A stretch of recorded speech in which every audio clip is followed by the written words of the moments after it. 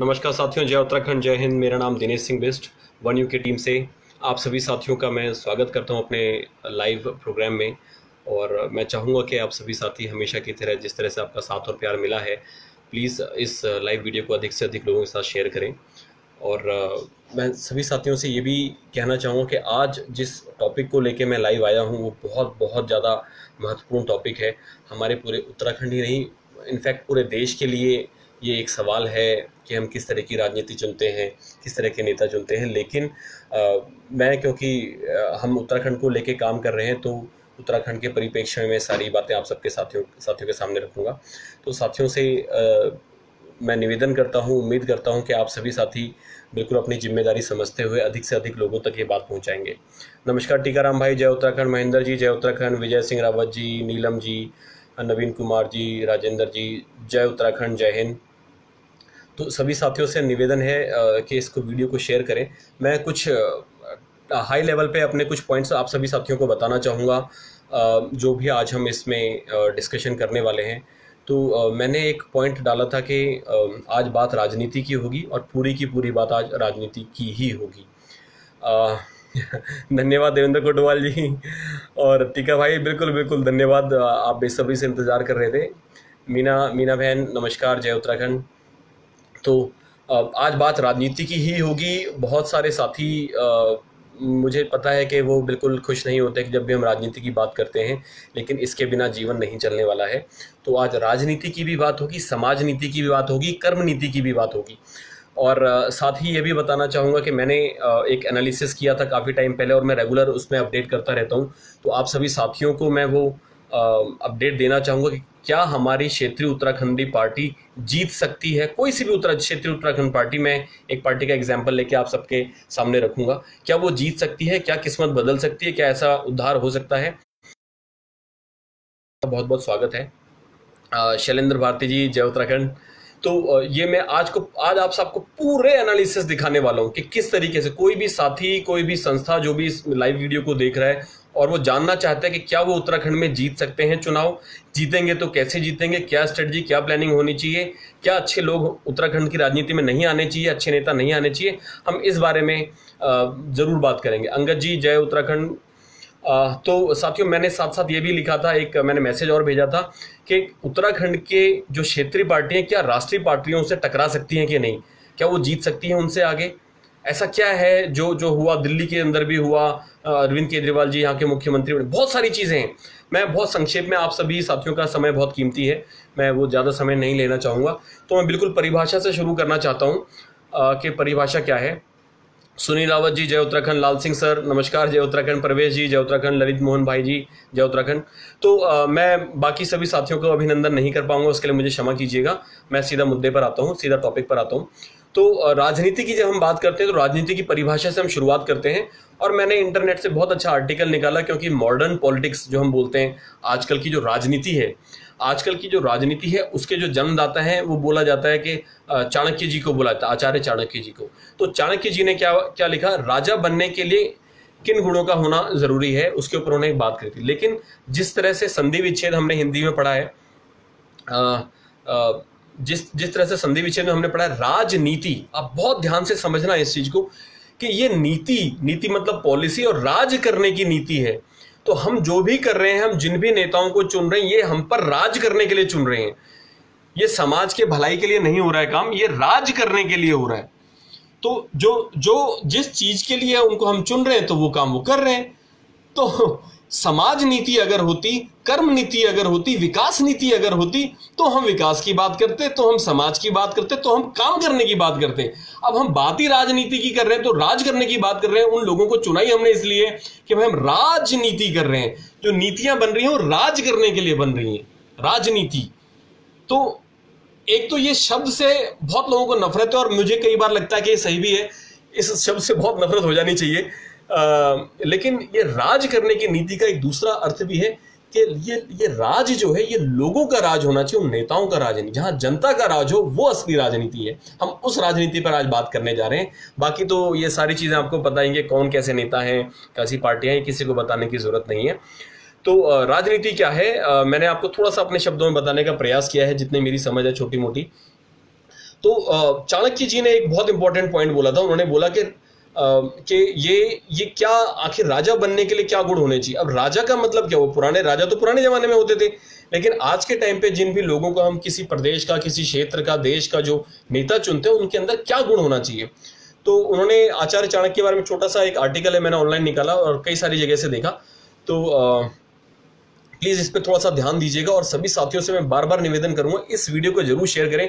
उत्तराखंड का भविष्य पूरा इसी जो आज मैं एनालिसिस आपको दिखाने वाला हूं, ऐसे एनालिसिस है, ऐसी चीजें हैं कि कल को आपको कोई भी व्यक्ति बोलता है कि उत्तराखंड में इस तरीके से पार्टी बन सकती है, इस तरीके से जीत सकती है, तो अगर आप खुद भी अपनी पार्टी बनाना चाहेंगे, मैं आपको साफ साफ दिखा दूंगा पिक्चर कि किस तरीके से आप अगर पार्टी बनाते हो जीतेंगी कि नहीं जीतेगी, आपको कितना पैसा लगेगा, कितना काम करना पड़ेगा, कि कैसे होगा, और जो आज तक जितनी भी क्षेत्रीय पार्टी खासकर वो आगे नहीं बढ़ पाई है, उसके पीछे क्या कारण रहे हैं, इस चीज पर मैं आपको थोड़ा सा बताना चाहूंगा। और सभी साथियों को यह भी बताना चाहूंगा, उत्तराखंड क्रांति दल से मैं जुड़ा था, वो मैंने छोड़ दिया है, तो प्लीज उत्तराखंड क्रांति दल को और मुझको उस तरह से जोड़कर आप ना करें। आज भी मेरा सपोर्ट किसी भी क्षेत्रीय पार्टी को ही होगा।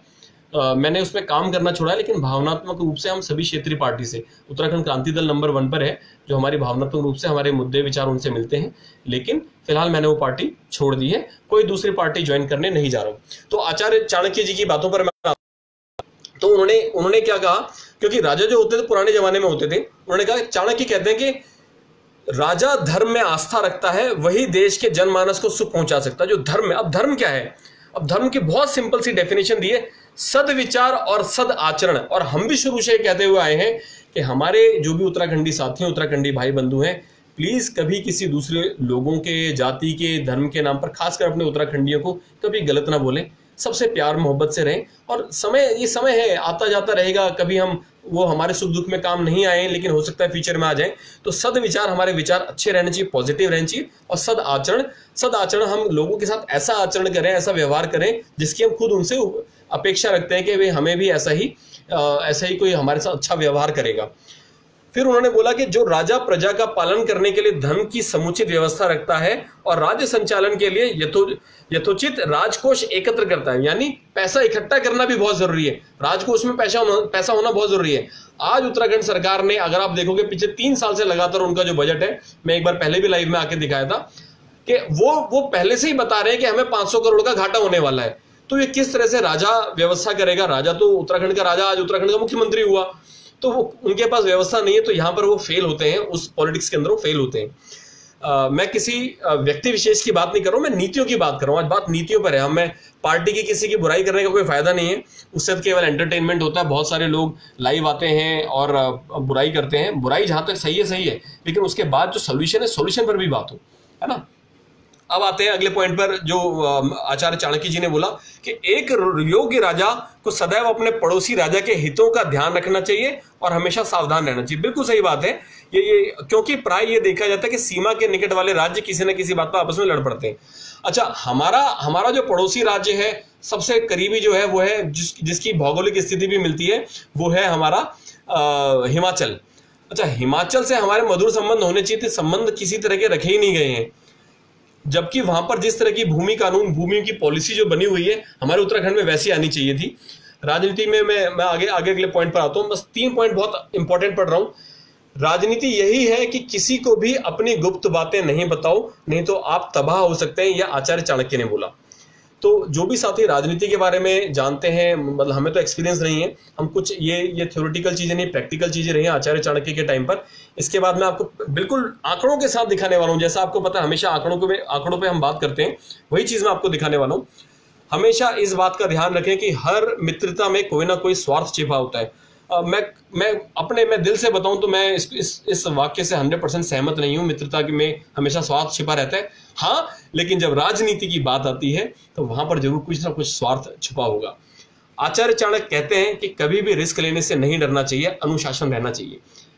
अब अनुशासन किसी भी संस्था, किसी भी ऑर्गेनाइजेशन के अंदर बनाने के लिए, चाहे अपने परिवार के अंदर बनाने के लिए, आपको थोड़ा बहुत रिस्क भी लेना पड़े तो लेने के लिए आपको तैयार रहना चाहिए। तो चाणक्य नीति के मुताबिक सफलता पाने के लिए कुछ कड़े फैसले लेने चाहिए, अवश्य लेने चाहिए, और आपके अंदर वो हिम्मत, वो जिगरा, वो दम होना चाहिए कि आप अगर लीडरशिप की क्वालिटी रखते हैं तो आप कड़े फैसले लें। आप कड़े फैसले लें और आगे बढ़ें, तभी आपको सफलता मिलेगी। लोग आप पे तभी विश्वास करेंगे कि आप ऐसे कड़े डिसीजन ले सकते हैं। मैं एग्जांपल मोदी जी का देता हूँ, बहुत कड़ा फैसला लिया नोटबंदी का, तो लीडरशिप क्वालिटी है, यहाँ तो हम उनकी तारीफ करते हैं भाई। जो खुद इतने कड़े डिसीजन ले सकता है तो उनकी तारीफ वहां करना बनता है। जो सच है सच है, सही है सही है। 370 हटाना 35 है। कई लोग बोलते हैं यार समझ में नहीं आता, कभी आप बीजेपी की तारीफ करते हो, कभी आप कांग्रेस की करते हो। तो आज बात राजनीति की है तो राजनीति की ही बात, लेकिन हम बिल्कुल सकारात्मक तरीके, जो सही है सच है सही काम है उसकी बिल्कुल तारीफ होनी चाहिए, खुल के सबके सामने होनी चाहिए, आप चाहे किसी भी पार्टी से बिलोंग करते हो चाहे ना करते हो। अब मैं आगे आता हूं, एक बहुत ही इंपॉर्टेंट मुद्दा जो है एक एनजीओ और एक पॉलिटिकल पार्टी। बहुत से साथी जो हमसे जुड़े हैं उन्होंने कई बार बोला कि वन यूके को आप पॉलिटिकल पार्टी की तरह एस्टेब्लिश कीजिए। अभी भी काफ़ी सारे लोग होंगे, तो मैं बताना चाहूँगा एनजीओ क्योंकि हम एक रजिस्टर्ड एनजीओ हैं, हम नीति आयोग में रजिस्टर्ड हैं।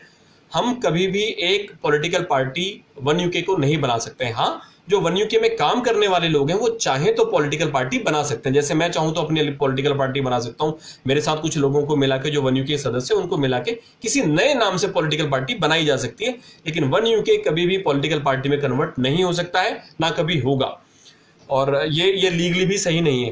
तो जो भी साथी प्लीज इसको समझना चाहते हैं, मैंने पहले भी कई बार बताया कि एनजीओ और पॉलिटिकल पार्टी दो डिफरेंट चीजें हैं, लेकिन जो एनजीओ के लोग हैं उसमें कई सारे पॉलिटिकल पार्टी के लोग जुड़े हो सकते हैं। आम आदमी पार्टी, कांग्रेस, बीजेपी और भी 4-5 पार्टियों के लोग जुड़े हो सकते हैं। तो वो किसी भी पार्टी को सपोर्ट कर सकते हैं, उससे एनजीओ का कोई मतलब नहीं होता है।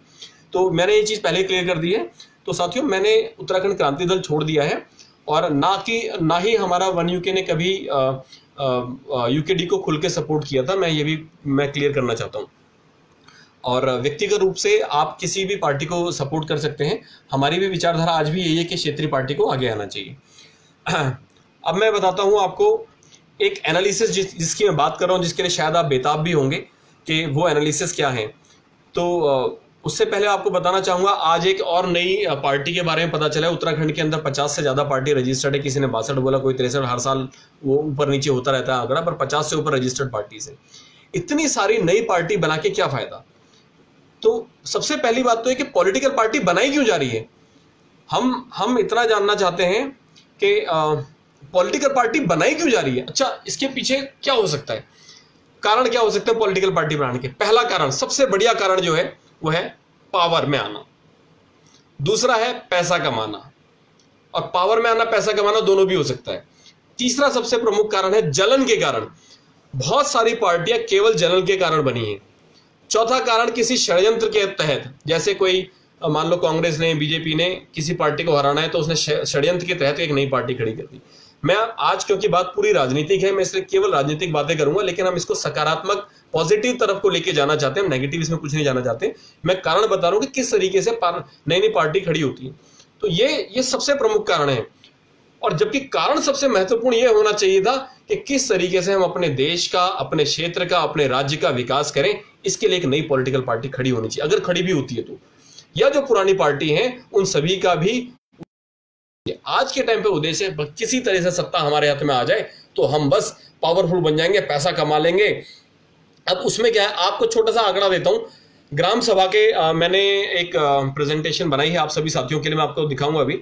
तो ग्राम सभा के जो भी इलेक्शंस हैं उसके अंदर 7,793 ग्राम पंचायत हैं। 7,793। प्लीज सभी साथियों से निवेदन है, शेयर जरूर करना। ये चीजें मैं आपको बहुत मुश्किल से, बहुत तरीके से, बहुत रिसर्च करने के बाद ढूंढ के हम आप सभी साथियों के लिए लेके आते हैं, ताकि आपका बिल्कुल सही ज्ञान, सही नॉलेज पहुंचे। तो 7,793 ग्राम पंचायत जो 2022 के अभी इलेक्शन में शायद होगी। तो एक ग्राम पंचायत में अभी 22 में तो विधानसभा के इलेक्शन है, जो अभी इलेक्शन हुए उसमें एक ग्राम प्रधान ने कितना खर्चा किया, मिनिमम जो एवरेज लगाते हैं। मुझे पता है कि दिल्ली से भी, लखनऊ से भी, मुंबई से भी लोगों को पैसा देके ग्राम प्रधानों ने बुलाया है। तो 2 लाख रुपए खर्चा अगर मानते हैं तो 2 लाख मल्टीप्लाइड बाई 7,793, करीब 8,000 से मल्टीप्लाई कर दीजिए, तो करीब 160 करोड़ रुपया इस इलेक्शन में खर्च हुआ, केवल ग्राम पंचायत के इलेक्शन में। इतना पैसा 160, ये अचानक से इलेक्शन के लिए क्यों आ जाता है? अच्छा, जिसने इतना पैसा लगाया, आप कैसे बोल सकते हो, या हम लोग कैसे बोल सकते हैं कि क्यों ना क्यों क्यों वो पैसा अपने काम के लिए लगाएगा? वो पैसा क्यों फालतू जगह नहीं लगाएगा? जब उसने पैसा खर्च तुम्हें खिलाने पिलाने के लिए किया है, तुम्हारे ऐशो आराम के लिए किया, उसको जिताएंगे, पहले तो अपना पैसा वसूल करेगा। गलती तो हमारी है, तो इस गलती से हमें सीख लेनी पड़ेगी। और अब मैं आपको वो एनालिसिस दिखाता हूं जिसका शायद आपको इंतजार होगा, प्लीज सबके साथ शेयर कीजिएगा। तो पॉलिटिकल पार्टी जो एक मैं स्क्रीन शेयर करके दिखाता हूं आपको, आप ये देखिए। एक मैंने इसको नाम दिया है न्यू पार्टी ऑर्गेनाइजेशन स्ट्रक्चर। एक नई पार्टी का ऑर्गेनाइजेशन स्ट्रक्चर कैसा होना चाहिए, और इसके अंदर एक केंद्रीय मंडल होगा। फिर अगर, क्योंकि हम उत्तराखंड की बात कर रहे हैं, कुमाऊं, गढ़वाल और तराई मंडल के हिसाब से ये लोग नियुक्ति करते हैं। फिर 5 जिले कुमाऊं में हो गए, 6 जिले गढ़वाल में हो गए, 2 जिले तराई के हो गए, 20 विधानसभा कुमाऊं में, 30 गढ़वाल में, 20 तराई मंडल में। और उसके बाद फिर न्याय पंचायत या वार्ड। और इसके अलावा आप चाहें तो इसकी बजाय आप इसको दूसरे तरीके से कर सकते हैं। विधानसभा के बाद आप जिला पंचायत ला सकते हैं, फिर क्षेत्र पंचायत ला सकते हैं, फिर ग्राम पंचायत, फिर ग्राम लेके आ सकते हैं। हायरार्की कोई भी ऑर्गेनाइजेशन कैसे भी बनाए। लेकिन इसके अलावा सबसे ज्यादा जरूरी क्या है कि एक एडवाइजरी कमेटी जरूर बननी चाहिए, डिसिप्लिनरी कमेटी अवश्य होनी चाहिए। बिना डिसिप्लिन के कुछ काम नहीं हो सकता। रिव्यू कमेटी होनी चाहिए और कम्युनिकेशन के मोड का पता होना चाहिए। और उसके बाद किसकी क्या जिम्मेदारी है, टास्क असाइनमेंट होना चाहिए। ये सारी चीजें हमने बनाई थी, सारी चीजें। तो जिस भी पार्टी, जिस भी ऑर्गेनाइजेशन, जिस भी संस्था के अंदर डिसिप्लिन नहीं है, वो कभी तरक्की नहीं कर सकती, कभी भी तरक्की नहीं कर सकती। जितनी भी हमारी क्षेत्रीय पार्टियां हैं, उसमें सबसे बड़ा जो कमी है वो डिसिप्लिन की है। डिसिप्लिन नहीं है किसी भी क्षेत्रीय पार्टी, किसी का भी नाम लो आप, डिसिप्लिन नहीं है। दूसरा मैंने बोला कि रिव्यू कमेटी, डिसिप्लिन के बाद एक रिव्यू भी है कि आप कोई काम कैसा कर रहा है, सही कर रहा है, नहीं कर रहा है, रिव्यू नहीं है। क्यों? इसका कारण यह है कि कोई किसी की सुनना नहीं चाहता। क्यों? क्योंकि जिस उद्देश्य को लेकर पार्टी बनी है वो उद्देश्य कहीं खो चुके हैं। कोई सी भी पार्टी की बात करें, मैं क्षेत्रीय पार्टियों की बात कर रहा हूं, क्योंकि जो दूसरी पार्टी, 3 पार्टियों का मैं प्रमुख नाम लूंगा, कांग्रेस, बीजेपी और आम आदमी पार्टी। तीनों के पास बहुत पैसा है, बहुत डिसिप्लिन अप्रोच से काम करते हैं, इनके पास पैसा ही कर सकते हैं। क्षेत्रीय पार्टी का पैसा नहीं है। जो पैसा लेके आता है वो बोलता है कि भाई मैं बड़ा हूं, मैं बड़ा हूं, मैं बड़ा। आज ही एक नई पार्टी बनी है, मुझे ऐसा पता चला है। वैसे पॉलिटिकल पार्टी रजिस्टर करने के लिए, पॉलिटिकल पार्टी बनाने के लिए रजिस्ट्रेशन आवश्यक नहीं होता है, मैं सभी साथियों को बताना चाहूंगा। और आप चाहें तो ये हमारे जो वेबसाइट है चुनाव आयोग की, आप उस पर देख सकते हैं। 10,000 रुपये आपके लगते हैं, 100 लोगों का एफिडेविट साथ में लगेगा। बाकी normal process. Political party register कराना बनाना कोई बड़ी चीज नहीं है, लेकिन उद्देश्य क्या है, उद्देश्यों को फुलफिल करना, उद्देश्यों को पाना, उसके पीछे प्लानिंग, स्ट्रेटेजी, ये सारी चीजें जरूरी हैं। तो आज ये एक मैसेज आया था। देवेश्वर भट्ट जी हैं, पहले उत्तराखंड क्रांति दल में थे, फिर आम आदमी पार्टी में गए और अब इन्होंने अपनी एक पार्टी बनाई है। हमारी शुभकामनाएं हैं। क्षेत्रीय पार्टी की बात कर रहे हैं, सर्वजन स्वराज पार्टी उत्तराखंड। तो हमारी शुभकामनाएं हैं। मैं इनको व्यक्तिगत रूप से तो नहीं जानता हूं, लेकिन हमें इतना पता है कि इन्होंने 2000 से ज़्यादा उत्तराखंडियों को गुजरात से ट्रेन के माध्यम से भेजा था। उत्तराखंड तो बहुत अच्छे समाज सेवी व्यक्ति हैं। राजनीति के बारे में मुझे इनके बारे में कोई आइडिया नहीं है, तो मैं व्यक्ति विशेष पे टिप्पणी नहीं करना चाहता हूँ। तो इस तरह से रोज नई पार्टियां बननी, लेकिन पार्टी बनने के बाद क्या करना? क्यों? क्योंकि आज भी उत्तराखंड के अंदर इतनी सारी पार्टियां हैं। सबसे पुरानी पार्टी यूकेडी डेमोक्रेटिक है, प्रगतिशील पार्टी है, परिवर्तन पार्टी है, और अब ये नई आ गई है, सर्वजन स्वराज पार्टी आ गई है, बड़ी पार्टी है, बहुत सारी पार्टियां, क्षेत्रीय पार्टियां बन गई। पार्टियां बनाए जा रहे हैं, लेकिन किसी को पता है कि काम कैसे करना है? अगर पता है तो आज तक वो काम हमारे सामने क्यों नहीं आया? जो काम 1 महीने के अंदर हो सकता है, उस काम को करने में 10 महीने लग जाते हैं, केवल डिसिप्लिन ना होने की वजह से। एक पूरा जो डिसिप्लिनरी कमेटी ना होने की वजह से, रिव्यू कमेटी ना होने की वजह से, एडवाइजरी कमेटी ना होने की वजह से ये सारे परेशानी आती है। हर पार्टी के अंदर आती है। जिसने अपने ऑर्गेनाइजेशन को सुव्यवस्थित कर लिया, चाहे पॉलिटिकल पार्टी बोलो, चाहे किसी संस्था की बात करो, जिसने भी एक सुव्यवस्थित कर लिया, वेल ऑर्गेनाइज कर लिया, वो आगे निकल जाएगा। अब मैं आपको एनालिसिस दिखाता हूं कैसे उत्तराखंड के अंदर कोई भी पॉलिटिकल पार्टी जीत सकती है, और जितनी भी क्षेत्रीय पार्टियां हैं आज के टाइम पर उनकी हैसियत क्या है राष्ट्रीय पार्टियों के आगे। आप ये एनालिसिस देखिए। सभी साथी प्लीज इसको शेयर कीजिएगा। ये एनालिसिस देखिए आप। मैं आपको दिखाना चाहता हूं ऐसी चीज जो शायद आपको कोई बंदा इजीली दिखाएगा नहीं। ये जनरली पॉलिटिकल पार्टी के एनालिस्ट लोग दिखाते हैं। हमारे पास 13 डिस्ट्रिक्ट हैं और 2019 में एमपी के चुनाव हुए थे। इसके अंदर जो टोटल वोट पड़े थे 51,48,429 पड़े थे, और टोटल वोटर्स थे 77,65,423। तो वोटिंग परसेंटेज निकला 66.30। अभी 66.30% है वोटिंग परसेंटेज। और इलेक्शन कमीशन का डेटा है, ये बताता है कि पॉपुलेशन जो मेल की थी वो थी 57,14,966। ये इलेक्शन कमीशन का डेटा है, मेरा डेटा नहीं है। फीमेल थी 54,61,466। और इन मेल में से जितने भी ईपीआईसी मतलब जो अपने वोटर आईडी कार्ड होल्डर थे वो 40 लाख, जैसे मेल का है ऐसे फीमेल का बता रखा है। और परसेंटेज बताइए कि 70.94% लोग जो हैं वो ये होल्डर्स हैं। और मतलब मेल जो थे करीब 71% और फीमेल जो है 68%। तो हम महिलाओं को नज़रअंदाज नहीं कर सकते हैं। जो भी व्यक्ति पॉलिटिकल पार्टी बना रहा है या जो भी संस्था पॉलिटिकल पार्टी बना रही है उसको समझना पड़ेगा, महिलाओं को बिल्कुल भी नज़रअंदाज नहीं किया जा सकता है। लेकिन महिलाओं के पास आज के टाइम पर जो भी व्हाट्सएप फेसबुक की उतनी ज़्यादा फ्रीडम नहीं है, वो फिर भी आज भी लिमिटेड है। अब मैं आपको दिखाता हूं 2017, क्योंकि 2022 में इलेक्शन है लेजिस्लेटिव असेंबली के, हमारी विधानसभा के। तो 2017 में क्या हुआ था, ध्यान से देखना। बीजेपी को कितना प्रतिशत वोट मिले? 46.5%। कांग्रेस को मिले 33.5% वोट प्रति। जो आप ये टीवी में देखते हैं क्या होता है कैसा होता है, बहुजन समाज पार्टी को मिले 7%, बीएसपी को, मायावती की पार्टी को। उत्तराखंड क्रांति दल जो हमारी सबसे बड़ी क्षेत्रीय पार्टी है उसको कुल वोट मिले 37,041, जो कि 0.7% बनता है, 1% भी नहीं मिले। समाजवादी पार्टी को 0.4% वोट मिले। नोटा भी 1% लोगों ने दबाया। तो हमारी सबसे बड़ी क्षेत्रीय पार्टी जो है हमारे लोगों ने उसको सपोर्ट करना चाहिए था लेकिन नहीं किया। और इस पार्टी ने क्या किया या फिर और भी क्षेत्रीय पार्टियों ने क्या किया उस पर हम जाते हैं, क्योंकि सबसे बड़ी है तो इसके ऊपर हम एग्जाम्पल लेके बात करेंगे।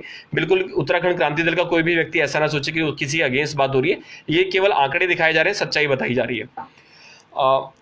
साथ में the number of voters has increase by 1% in Uttarakhand in Spain, मतलब 1% उत्तराखंड के वोटर्स बढ़ गए 2 साल के अंदर। 1% बहुत बड़ा नंबर होता है, कई हजारों के अंदर। अगर मैं बात करूं यहाँ पर 77,65,000 लोगों की, 1% इसका मैं काउंट करता हूं तो ये 77,650 बनता है, तो बहुत बड़ा नंबर है। BSP has 10 times more share than UKD party. Regional party से भी ज्यादा बीएसपी लेके चलेगी जो यूके ये मायावती की पार्टी है। ऐसा कैसे हो गया? हमारे उत्तराखंड इतने सोए हुए हैं क्या? फीमेल वोटर्स को हम बिल्कुल भी नजरअंदाज नहीं कर सकते, ये गेम चेंजर है जो गांव की जो महिलाएं हैं। अब मैं आता हूं कि पॉलिटिकल पार्टी जो है ये मैंने इनको कितना नंबर चाहिए, कितने लोग इनके साथ होने चाहिए और इसके बाद कितना पैसा इनके पास होना चाहिए, जीतेंगे कि नहीं जीतेंगे।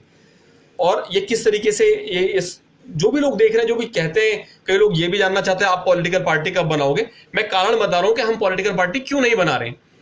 वन यूके टीम के जो भी साथी हैं जो हमसे जुड़ के, कई बार मुझसे बोला है, अजय भाई से भी कई लोगों ने बोला है, जसपाल से, शंकर से, राजेंद्र जी से, बहुत सारे लोगों से बोला और कई लोगों ने हमें बोला पार्टी बनाइए। पॉलिटिकल पार्टी बनाना कोई बड़ी बात नहीं है, लेकिन हमारा काम पॉलिटिकल पार्टी बनाना नहीं, हमारा काम है उत्तराखंड के अंदर उद्देश्य क्या है? उद्देश्य है उत्तराखंड को बदलना, उत्तराखंडी को सशक्त करना। 2 तरीके हैं, सबसे सिंपल 2 तरीके हैं। या आप एक ऐसी संस्था बनाओ जिसके साथ लाखों लोग जुड़े हों, जो सरकार पे प्रेशर डाल दे, जो वन यूके के माध्यम से हम करने का प्रयास कर रहे हैं। बहुत जल्दी एक बहुत बड़ा प्रोजेक्ट लेके आने वाले हैं, प्रपोजल लेके आने वाले हैं, आप सबको देंगे, आप भी सबके साथ शेयर कीजिएगा। दूसरा तरीका, आप राजनीति में आओ। तो राजनीति में हम क्यों नहीं आ सकते? ऐसा नहीं कि आना नहीं चाहते हैं, बिल्कुल हम बिल्कुल खुल के बोलते हैं, हर अच्छे व्यक्ति को राजनीति में आना चाहिए। वही बुरे लोग हैं जो चाहते हैं कि अच्छे लोग राजनीति में ना आए, और वही जो बिल्कुल नाकाबिल लोग हैं आज हमारे ऊपर हमारे मंत्री बनकर बैठे हैं, नेता बनकर बैठे हैं, और उनको नेता भी तो हमने ही बनाया, गलती भी तो हमारी है। तो बहुत सिंपल सा स्ट्रक्चर दिखाना चाह रहा हूं, जो भी साथी से और आगे बढ़ना चाहते हैं। और मैं तो क्लियर करना चाहूंगा, हमारे पास फंड की बहुत कमी है, हम क्योंकि किसी से पैसा मांगते नहीं। अगर कोई हमें ऐसा लगेगा कि 1 लाख लोग मिलकर इकट्ठे हो गए, चलो हम पार्टी बनाते हैं, हम पैसा देते हैं, तो डेफिनेटली हम आगे बढ़ेंगे। फिलहाल तो what is the calculation 22 election 2022 में अगर किसी को भी इलेक्शन जीतना है तो वो कैसे जीतेगा? मैं खासकर ये सभी क्षेत्रीय पार्टियों को बताना चाहता हूं, क्योंकि बीजेपी के एक व्यक्ति से मेरी बात हुई थी, एक अच्छे नेता हैं, उन्होंने मुझे बोला, बेटा आप बहुत अच्छा काम कर रहे हो, लेकिन अभी बीजेपी ने शुरुआत ही नहीं करी है, जब बीजेपी शुरुआत करेगी तब बात करेंगे। तो मुझे बहुत खुशी हुई उनकी बात से, क्योंकि हमें पता है कि भाई एंड टाइम पे जो भी अच्छा लीडर निकल के आएगा, जिसके साथ 4-5 हज़ार लोग खड़े हैं, उनको वो खरीद लेते हैं।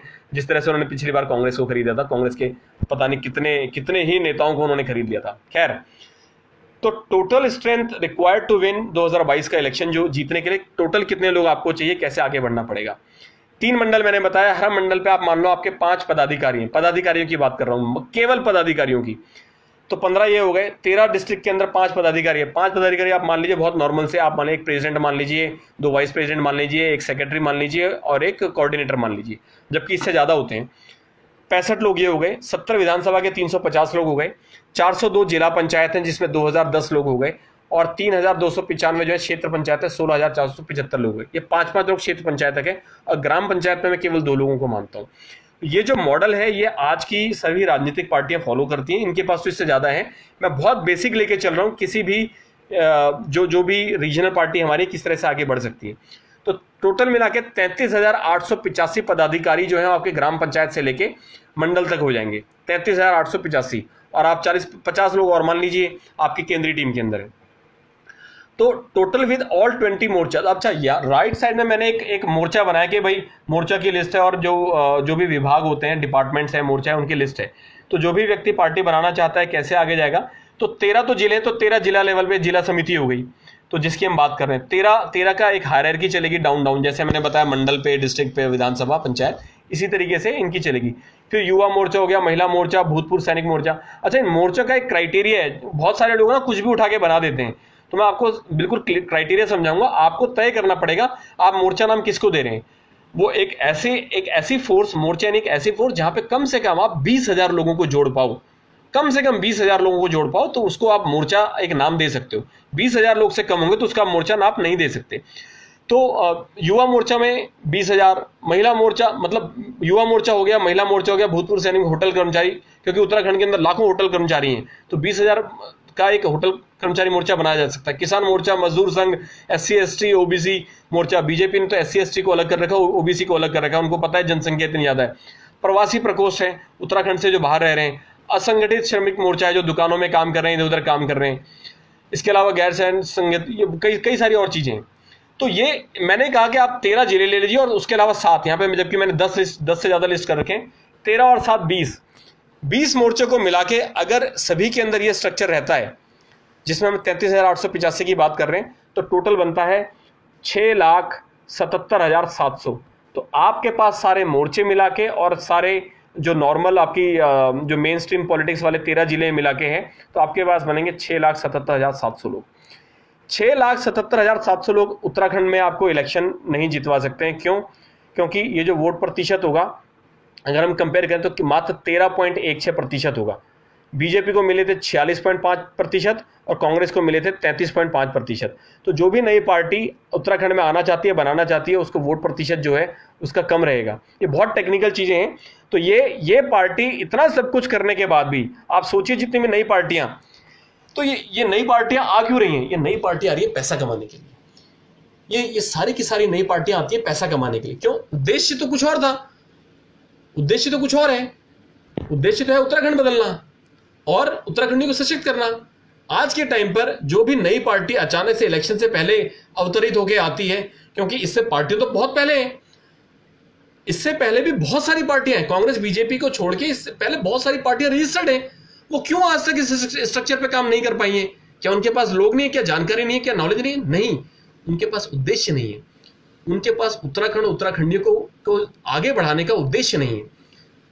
उनके पास वो ताकत ही नहीं है कि वो इन चीजों के बारे में सोच सके, ऐसे काम कर सके, आगे बढ़ा सके अपने उत्तराखंड के राज्य को। लोगों को सशक्त करने की बात करने का तरीका नहीं है, ये कमी है।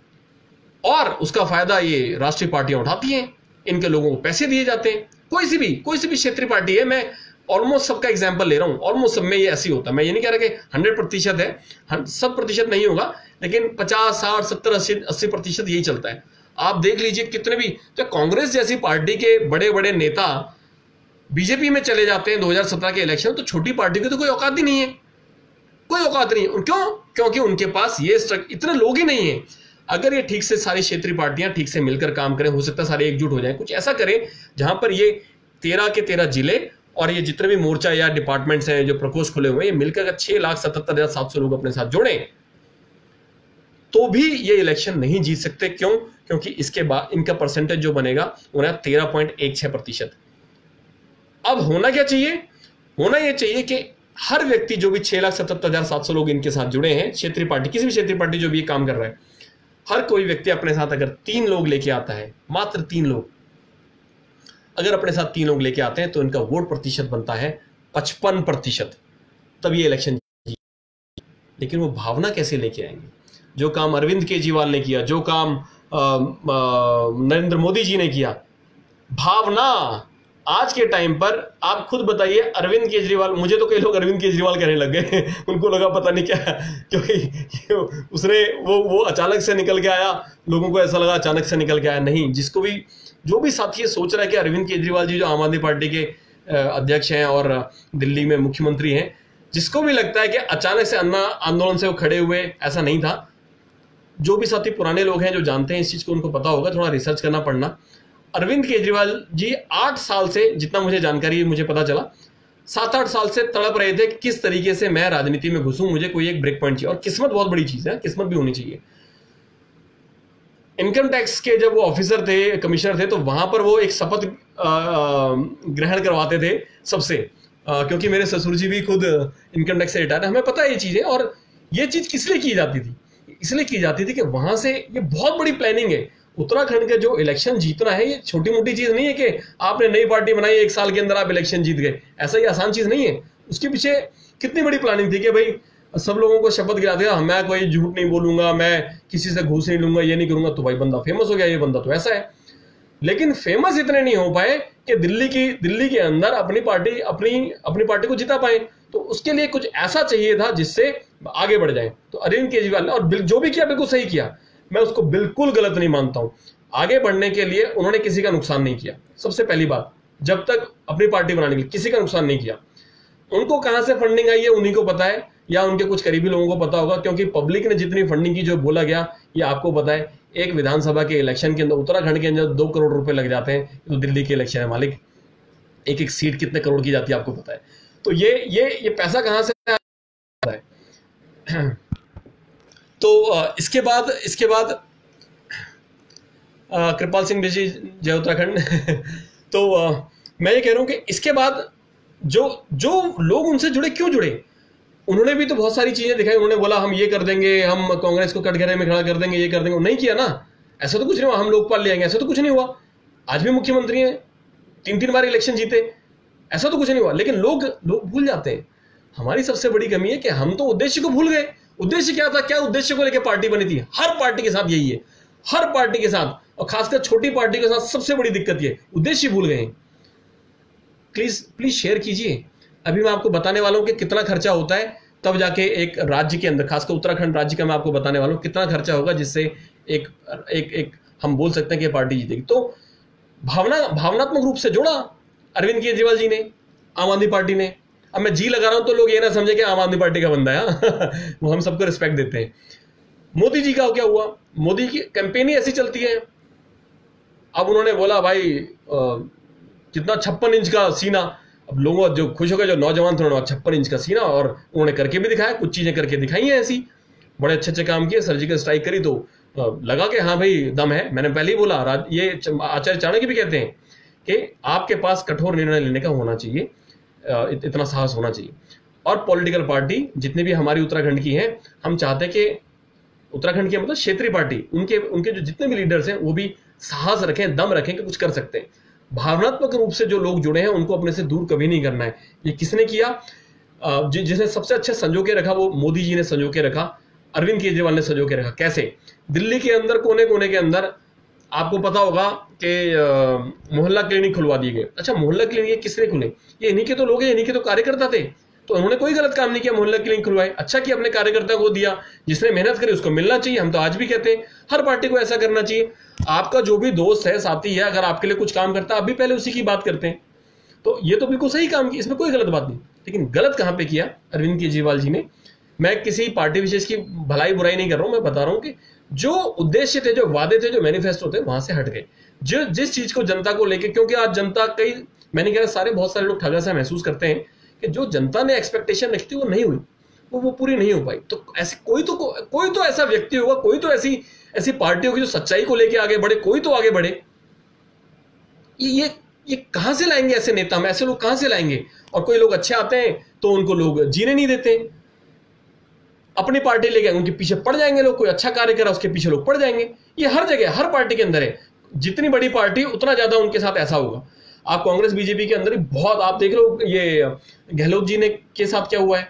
अब गहलोत जी में बोल रहा हूं तो फिर ये ना सोचे लोग कांग्रेस के साथ है तो वहां पर क्या हुआ, ये सब सत्ता का, क्योंकि उद्देश्य अगर होता राजस्थान को आगे लेके जाना है, वहां के लोगों को आगे लेके जाना है, तो इस तरह का टकराव नहीं होता। आज बात राजनीति की है तो सारी बातें राजनीति की होंगी, लेकिन मैं फिर से वही बोलूंगा, हम बात कर रहे हैं सकारात्मक राजनीति की। तो गहलोत जी का एक बहुत फेमस वीडियो बहुत वायरल हुआ था, सभी साथियों को उसके बारे में बताना चाहूंगा, आप ध्यान से सुनना।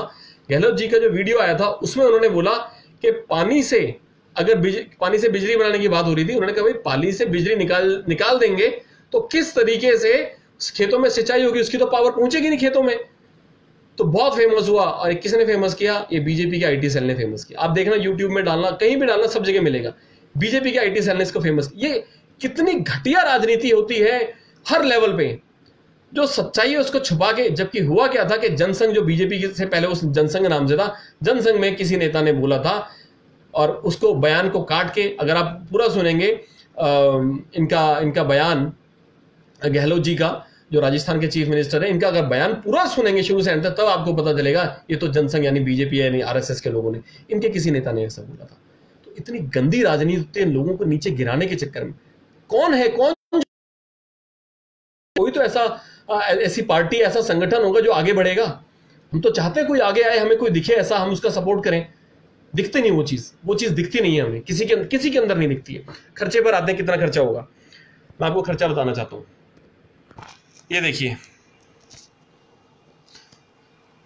उत्तराखंड के अंदर, मैंने कहा सम फैक्ट्स एंड एस्टिमेट्स, कुछ फैक्ट्स हैं और कुछ एस्टिमेट्स हैं। फैक्ट्स ये हैं कि 13 जिले हैं, हर जिले के अंदर हमने 106 यहाँ पर तहसील दिखाई है। अभी करेंटली जो 95 जो तहसील मतलब ब्लॉक्स हैं, उप तहसील मिला के टोटल 106 हैं। तो हमने उप तहसील इसमें मिलाई है, जो प्रपोज हैं, जो आने वाली हैं, जो बनने वाली है, उनको मिला के हमने 106 किया है। असेंबली कंस्टिट्यूएंसी जो है हमारी, जितनी विधानसभा 70 हैं उत्तराखंड के अंदर, तो वो डाला है। और नंबर ऑफ विलेजेस, उनके अगेंस्ट विलेजेस डाले हैं 16,919। पॉपुलेशन आपको बताइए 1 करोड़ है। एरिया हमने बता दिया, इतना स्क्वायर किलोमीटर है। लिटरेसी है 78.82%। ये सारा डेटा हमने विकीपीडिया से या हमने सेंसस से उठाया है, जो गवर्नमेंट की वेबसाइट है। और इसके अलावा घोष विलेज 1768 है, जहाँ लोग रहते ही नहीं है। अभी किसी को भी इलेक्शन जीतना है तो उसको टास्क फोर्स की हम बात करते हैं कि कैसी टास्क फोर्स होनी चाहिए। हमने कहा भाई डिस्ट्रिक्ट लेवल पे जैसे हम बता रहे थे, कम से कम 2-2 लोग हों, तहसील लेवल पे 2-2 लोग हों, विलेज टाउन लेवल पे जो है 2-2 लोग हों, तो ये 34,076 लोग बनते हैं। तो सरकार, ये जो पॉलिटिकल पार्टी बनती है, ये खर्चा कहाँ पे करना चाहिए? हम मानते हैं कि भाई क्या होगा कि हम एक ही दो लोग नहीं लेते, हम एक ही लोग लेते हैं। हम बोलते हैं कि एक मेंबर जो है एक विलेज में, सपोज कोई नई पार्टी बनती है, एबीसी पार्टी जो है वो कहते हैं कि भाई मुझे उत्तराखंड में इलेक्शन जीतने, तो मेरा खर्चा कितना होगा। मैंने बता तो दिया, इससे पिछली वाली स्लाइड में मैंने आपको बताया था कि वहाँ पे उनको बहुत बहुत ज़्यादा काम करना पड़ेगा।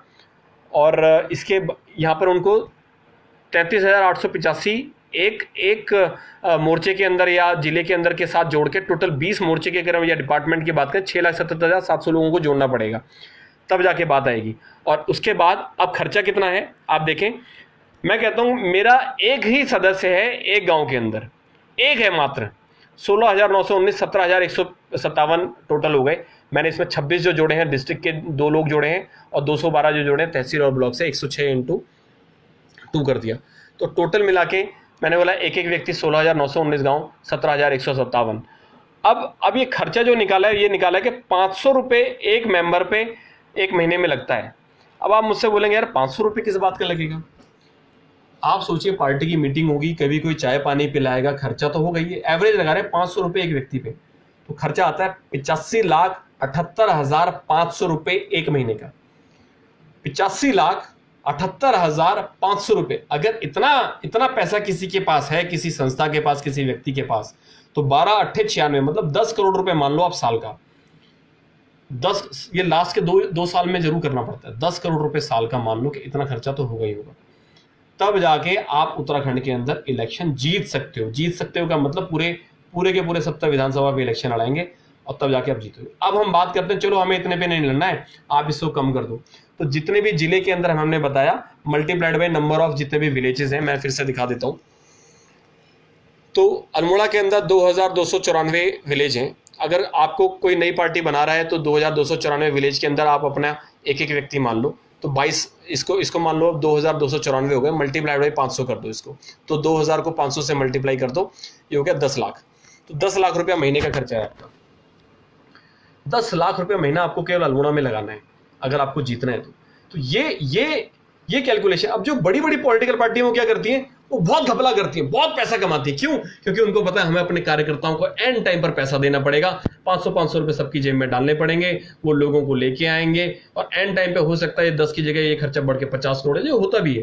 ये सबसे कम मैंने आपको खर्चा बताया, ऐसा होता है 50 करोड़ रुपए एंड टाइम पर दिए जाते हैं। आप देखिए जिला पंचायत के जो चुनाव होते हैं उसमें अपनी तरफ को करने के लिए लोग लाखों रुपए, कई सारे नेता जो है लाखों रुपए खर्च कर देते हैं।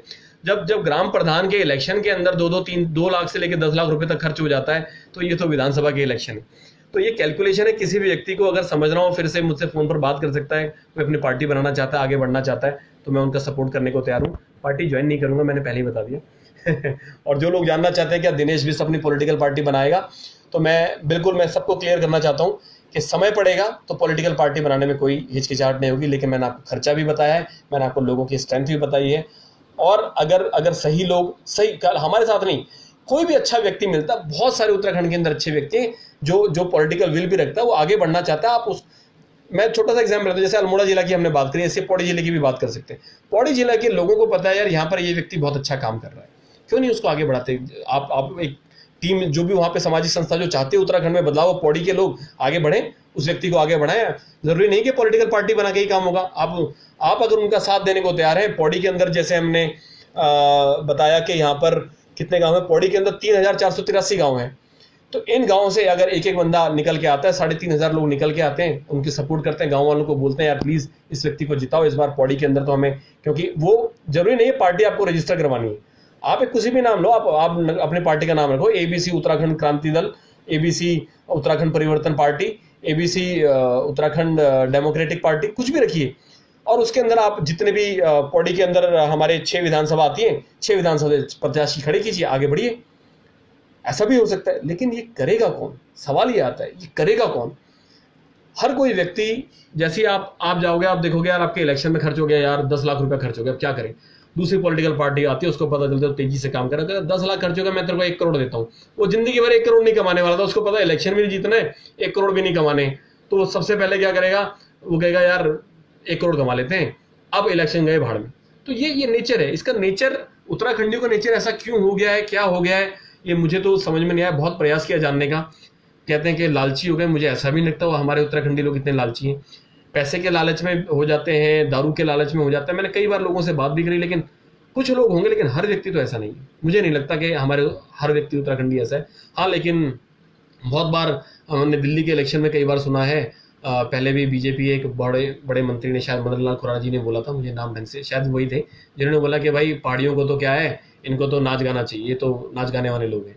कोई बोलता है ये दारू पीने, एक किसी ने वीडियो डाला था, एक बिष्ट जी हैं, उन्होंने वीडियो डाला था, अरविंद केजरीवाल की पार्टी बोलती है कि भाई ये तो एक बोतल में बिकने वाले लोग हैं। किसी ने ऐसा बोला था, मैं इसकी कोई सत्यापित नहीं करता हूँ, लेकिन ये बात सच है कि बहुत ज़्यादा इस बारे में बहुत सारे लोगों ने बोला है, बहुत सारे नेताओं ने बोला है। मैं इसको बिल्कुल सत्यापित नहीं करता हूँ, लेकिन मैं जब खुद आज के टाइम पर देखता हूँ कि जो मेन लोग हैं, जिनको देख के लोग अपनी लीडरशिप की क्वालिटी सोचते हैं कि लीडर बनेगा, अच्छा काम करेगा, जब वही खराब हो जाता है तो सारे की सारी पूरी जनता का विश्वास उठ जाता है लोगों में से, पॉलिटिकल पार्टी से विश्वास उठ जाता है, उस संस्था से, उस ग्रुप से विश्वास उठ जाता है। ये विश्वास नहीं उठना चाहिए, ये जिम्मेदारी हमारी बनती है। हम चाहे 10 लोग हो, मैं नहीं कहता 10 लाख लोग हो, चाहे 10 लोग हो, लेकिन वो जिम्मेदारी जो उठाए, जिम्मेदारी बहुत सोच समझ के उठाएं, बहुत तरीके से उठाएं कि नहीं यार इस बार हमें जो वोट देना अच्छे लोगों को देना है, और यही चीज हमें आगे बढ़ानी। अब अच्छे लोग कैसे ढूंढ के निकालोगे? सबसे बड़ी चीज है कि अच्छे लोग, जब बार बार बोल रहे हैं अच्छे लोग, अच्छा नेता, कहां से आएगा? ये हमें अपने बीच से या तो खड़ा करना पड़ेगा, या जो ऑलरेडी बोलता है कि मैं नेता हूं, ये हूं, मैं करना चाहता हूं, आपको उसका पूरा बैकग्राउंड चेक करना पड़ेगा। क्या वो आपराधिक प्रवृत्ति का व्यक्ति है? क्या उसने किसी के साथ गाली गलौज करके बात किया है? इसको कितने लोग फॉलो करते हैं? इसके अगेंस्ट जो लोग हैं वो क्यों हैं? क्या सच में ऐसा है? किसी की बातों पे आके काम करने से कोई फायदा नहीं। अभी मेरे अगेंस्ट ही बहुत सारे लोगों ने पता नहीं क्या क्या प्रोपेगेंडा चला रखे थे, अभी भी चला रखे होंगे, उससे कोई फर्क नहीं पड़ता। लेकिन जो लोग बिना सोचे समझे उन लोगों की बात पे विश्वास करते हैं, मैं खाली अपनी बात नहीं कर रहा हूं, मैं हर उस व्यक्ति की बात कर रहा हूं जो अच्छा व्यक्ति है, जो आगे बढ़ना चाहता है, अपने प्रदेश को, क्षेत्र को आगे बढ़ाना चाहता है, उसके अगेंस्ट जब बात होती है तो लोग अचानक से एकदम से उस पर विश्वास ना करें। जब भी अगेंस्ट बात होती है आप पूरी जांच पड़ताल करें, आप देखें, समझें, उससे बात करें, उसके साथियों से बात करें, उसका फेसबुक प्रोफाइल देखें, वो देखें कि किस तरह के मैसेज भेजता है। मैसेज भेजने से ही पता चल जाता है कि व्यक्ति कैसा है, किस तरह के कमेंट वो व्यक्ति करता है। मैं तेरे को मार दूंगा, पीट दूंगा, ये तो गंदे हैं, ये पैसे खाने वाले हैं, वो ऐसे हैं। ये किसी भी पॉलिटिकल पार्टी के लिए कोई भी व्यक्ति बोलता है, किसी भी नेता के लिए कोई भी व्यक्ति बोलता है, इंडिविजुअल के लिए भी बोला जाता है। तो ये चीजें बदलने की जिम्मेदारी उन्हीं लोगों की है जो चाहते हैं कि उत्तराखंड को कैसे बदलना है, सकारात्मक परिवर्तन लेके आना है। ये जिम्मेदारी हमारी बनती है, किसी और की जिम्मेदारी नहीं है। अपने बीच से उठाओ लोगों को, आप बोलो कि आप इलेक्शन में लड़ो। तो इससे पहले क्या हुआ, मुझे बताया गया गाजियाबाद के अंदर एक हमारे उत्तराखंडी व्यक्ति हैं, वो वहां पे काउंसलर के लिए खड़े हुए, बहुत सारे लोगों ने उनको खड़ा किया, जिता दिया। अगली बार उन्होंने बोला कि फिर से खड़े हुए तो उनको 100 वोट भी नहीं मिले। मतलब लोग इतना जल जाते हैं कि किस बात की जलन है, अपने ही लोगों से किस बात की जलन है। कोई व्यक्ति अगर आगे बढ़ रहा है उसमें जलने वाली क्या बात है, उसने आपका क्या नुकसान किया? क्यों इतनी जलन हो जाती है किसी व्यक्ति से कि वो फेमस हो रहा है, आगे बढ़ रहा है, अच्छा काम करना चाह रहा है, किस बात की जलन है? लोग बोलते हैं यार ये तो धोखा दे देगा, ये धोखा दे देगा। आज तक उसने आपको धोखा नहीं दिया, आपसे कोई गलत बात नहीं, आप धोखा दे देगा, कैसे विश्वास के साथ बोल सकते हैं? मैं अपनी बात नहीं कर रहा हूं, मैं बहुत सारे ऐसे लोगों की बात कर रहा हूं। बहुत सारे अच्छे उत्तराखंड के अंदर नेता हैं जो बहुत काबिल लोग हैं। हम मुझे तो खैर इलेक्शन ही नहीं लड़ना, हाँ कल को सिनेरियो ऐसा बनेगा तो जरूर पार्टी भी खड़ी करेंगे, इलेक्शन भी लड़ेंगे, कुछ सिनेरियो ऐसा बनेगा तो हमने बिल्कुल मना नहीं किया है। लेकिन आज के टाइम पर जो मैंने आपको एनालिसिस दिखाया, हम उस पर परफेक्टली फिट नहीं बैठते ना। हमारे पास आज के टाइम पर इतने हो गए, हजारों लोग हैं हमारे साथ, लाखों नहीं, हजारों लोग हैं हमारे साथ। लेकिन क्या वो हजारों लोग बिल्कुल दिलो जान से काम करना चाहते हैं, आगे बढ़ना चाहते हैं? आगे बढ़ना चाहते हो तो हमें बताएं, हम आगे बढ़ते हैं। बिल्कुल रोज नई पॉलिटिकल पार्टी खड़ी हो रही है, लेकिन किन उद्देश्यों के साथ खड़ी हो? जब देखो लोगों को, जनता को उल्लू बनाने का काम हो रहा है, जब देखो लोगों को उल्लू बनाने का काम हो रहा है। और मीडिया बिल्कुल बिका हुआ है। आप देखो सुशांत सिंह राजपूत, मैं मानता हूं कि जो भी हुआ गलत हुआ, इंक्वायरी होनी चाहिए, लेकिन 10 दिन से केवल वही आ रहा है टीवी में, हर चैनल लगा लो वही चीज आ रही है। ये क्या हो गया मीडिया को? ये सारी बिकी हुई मीडिया। क्यों? क्योंकि आज कोई भ्रष्टाचार पे बात करना नहीं चाह रहा है, आज महिलाओं के साथ रेप हो रहा है उस पर कोई बात नहीं करना चाह रहा है, आज किस तरीके से जो सड़कें नहीं बन रही हैं और जो रोजगार नहीं मिल रहा है उस पर कोई बात नहीं करना चाह रहा। आज सुशांत सिंह राजपूत का टॉपिक इतना इंपॉर्टेंट कर दिया लोगों ने, भाई बिल्कुल जो हुआ उसकी पूरी निष्पक्ष जांच होनी चाहिए, लेकिन इतना इंपॉर्टेंट। और हमारे उत्तराखंडी लोग भी बहुत सारे देख रहे होंगे। मैं उनको बताता हूं 1994 के अंदर क्या हुआ था, जो उत्तराखंडी लोगों के साथ जो हुआ, उत्तराखंडी महिलाओं के साथ बलात्कार हुआ, उसके ऊपर किसी ने आवाज नहीं उठाई। अब सुशांत सिंह राजपूत का केस इतना हाई प्रोफाइल कैसे हो गया? क्यों? क्योंकि उसके जो जीजाजी हैं, रिश्तेदार हैं, कोई आईएएस ऑफिसर है, कोई आईपीएस ऑफिसर है, कोई नेतागिरी में, कोई इधर उधर है। और ऊपर से क्योंकि वो मुंबई के अंदर बीजेपी की गवर्नमेंट नहीं, तो बीजेपी ने भी बोला कि ऐसा करेंगे। आज बात राजनीति पे, तो राजनीति की बात बता रहा हूं क्लियर। तो बीजेपी भी चाहती है कि भाई महाराष्ट्र सरकार दबे, और वहां पर बिहार सरकार में उनसे साफ, नीतीश सरकार भी चाहती है कि भैया ये बीजेपी के साथी हैं तो जैसे भी चलेगा। तो ये न्यूज इतनी इंपॉर्टेंट हो गई है कि भाई, और हमारे उत्तराखंडी जो मर गए, जिनकी हत्या कर दी गई, 42 लोग मारे गए, कई महिलाओं के साथ बलात्कार हुआ, वो न्यूज इंपॉर्टेंट नहीं है 1994 वाली। आज के टाइम पे कौन सा ऐसा उत्तराखंडी नहीं है जो टॉप लेवल पे नहीं है? हमारा आर्मी का अध्यक्ष वो है रावत जी, विपिन रावत जी, और अजीत डोभाल जी, दो तो सबसे बड़े नाम है। ये एक बार बोलेंगे सरकार को काम नहीं होगा, क्या इंक्वायरी नहीं खुल सकती है? धिक्कार है, धिक्कार। यही बात मैं कह रहा हूं कि क्या सोच है, क्या उद्देश्य है, करना क्या है। कोई और दूसरे लोग होते, कोई दूसरी कम्युनिटी के लोग होते, वो खट से एकदम सारे केस खुलवा देते। जिम्मेदारी बनती है इनकी, क्या नहीं बोल सकते? क्या ये उत्तराखंडी नहीं है? हम क्यों इन लोगों की तारीफ करने में लगे हुए? वाह ये तो ये बन गया, उत्तराखंडियों का नाम रोशन कर दिया। खाक नाम रोशन कर दिया, किस बात का नाम रोशन हुआ? एक व्यक्ति मर जाता है, उसके ऊपर इतना ज्यादा। भाई सलमान खान ने 7 लोगों को मार दिया, क्या हुआ? उसके ऊपर तो कभी किसी ने इतनी इंक्वायरी नहीं करी। पैसा पहुंच गया क्या सारी जगह? सब कुछ बिका हुआ है, सब बिकता है, मीडिया बिका हुआ है। न्यायालय के अंदर भी हमने बहुत सारी चीजें हम टीवी में देखने को पता चलता है, ऐसा नहीं कि वो झूठ आता है, और कुछ खबर हम भी रखते हैं कि ये सारी चीजें जो है सब पैसे का गेम है, सब पावर का गेम है। कहां से आएंगे अच्छे व्यक्ति? अच्छे व्यक्तियों के आने दिया जाएगा? एक काम है जो हो सकता है, बस ये बिल्कुल संभव है, अगर सारे के सारे लोग एक ही दिशा में बिल्कुल ईमानदारी से ईमानदारी से बिल्कुल आगे बढ़े कि हाँ नहीं, हमें मिलकर कुछ करना पड़ेगा। और आपको मंच चाहिए, वन यू के आपको मंच देता है। हम आपको सामाजिक रूप से कार्य करने के लिए मंच दे रहे हैं, आप जुड़िए, सामाजिक रूप से काम कीजिए, हम आप सबको मंच देते हैं, हमारे साथ मिलकर काम कीजिए, हम आपके साथ मिलकर काम करते हैं। जरूरी नहीं है पॉलिटिक्स में जाना, बिल्कुल जरूरी नहीं है पॉलिटिक्स में जाना। आज हम अपने संगठन को इतना मजबूत बना लें कि 2 लाख लोग जुड़ जाए, जब ट्वीट करें तो हालत खराब हो जाए। प्रधानमंत्री मोदी जी भी बोले कि यार ये 2 लाख लोगों को क्या हो गया। त्रिवेंद्र सिंह रावत जी हालत खराब हो जाए उनकी, 2 लाख लोग कैसे जागरूक हो गए। व्हाट्सएप पे डाले, फेसबुक पे डाले, जरूरत ही नहीं, इसी सरकार से काम करवा सकते हैं, इसी सरकार से काम करवा सकते हैं। लेकिन दूसरा अल्टरनेटिव राजनीति का इसलिए चुन के रखना चाहिए कि कल को ऐसा नहीं हुआ, इन्होंने बात नहीं मानी तो कल को हम दूसरी पार्टी तो खड़ी कर दें, तो हम साफ बोले हमें नहीं करना है कुछ, आप अपना काम करो ढंग से। हम तो 3 ही मांग कर रहे हैं, मूल निवास 1950 कर दो, एक परिवार से एक व्यक्ति को सरकारी नौकरी दे दो, और तीसरा जो है भूमि कानून बना दो, जैसे हिमाचल प्रदेश के अंदर है, सिक्किम के अंदर एक परिवार से एक व्यक्ति को सरकारी नौकरी मिलती है, वहीं का कानून कॉपी पेस्ट करके लगाना है। क्या दिक्कत है इसमें? धिक्कार है ऐसे लोगों पर जो बिल्कुल उद्देश्यों से बिल्कुल पलट के बात करते हैं। आप बीजेपी का मैनिफेस्टो तो डाला ही नहीं था उन्होंने जो डाला था वो था दृष्टि पत्र। आप उसको देखना, उसको पढ़ना।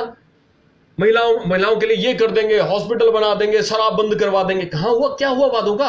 और हम सब भूल गए। हमने तो कई बार शेयर किया, लोगों को बताते हैं, बार बार जागरूक करने का प्रयास करते हैं, लोग एकदम से कैसे भूल जाते हैं। अभी आप देखिए, कोरोना संकट में लाखों लोग उत्तराखंडी परेशान हुए, आज के टाइम पे कोई बात करने को तैयार नहीं है। वही उत्तराखंडी जो परेशान हुए, उसे मात्र 1% लोग होंगे आज के टाइम पर कोई बात करने को तैयार नहीं है कि भाई हम क्यों ना अपने उत्तराखंड को आगे बढ़ाएं, हम तो परेशान थे, अब तो हमें परिवर्तन चाहिए। मेरे पास फोन आते हैं, आज भी फोन आया था, फोन आते हैं, लोग चाहते हैं कि बदलाव हो। बदलाव कैसे होगा? लेकिन ये ऐसा नहीं कि एक दिन खुश हो गए, हाँ यार वो अच्छा काम कर हो गया। जब तक साथ जुड़ेंगे नहीं, जब तक साथ मिलकर काम नहीं करेंगे, ऑर्गेनाइजेशन को मजबूत नहीं बनाएंगे, तब तक काम नहीं होगा। आप अपना ऑर्गेनाइजेशन बनाइए, मैंने कहता वन यू के से ही करिए, आपको जो अच्छा लगता है वहां से, लेकिन कीजिए और अच्छी भावना के साथ कीजिए, बहुत अच्छी भावना के साथ कि हमें परिवर्तन लेके आना। बहुत सारे लोग हैं जो बहुत अच्छी तरह से काम कर रहे हैं। मैं तो कई बार उनको बोला आप पॉलिटिक्स में क्यों नहीं आते हैं, उन्होंने कहा नहीं बहुत गंदी चीज है। गंदी चीज क्या है, ये किसने बोला? ये उन्हीं लोगों ने बोला जो चाहते हैं कि अच्छे लोग ना आए पॉलिटिक्स के अंदर। और मैं तो कह रहा हूं कि सारे पढ़े लिखे लोगों को तो जितना आप अगर वोट देते तो आप पॉलिटिक्स में पहले से ही हो।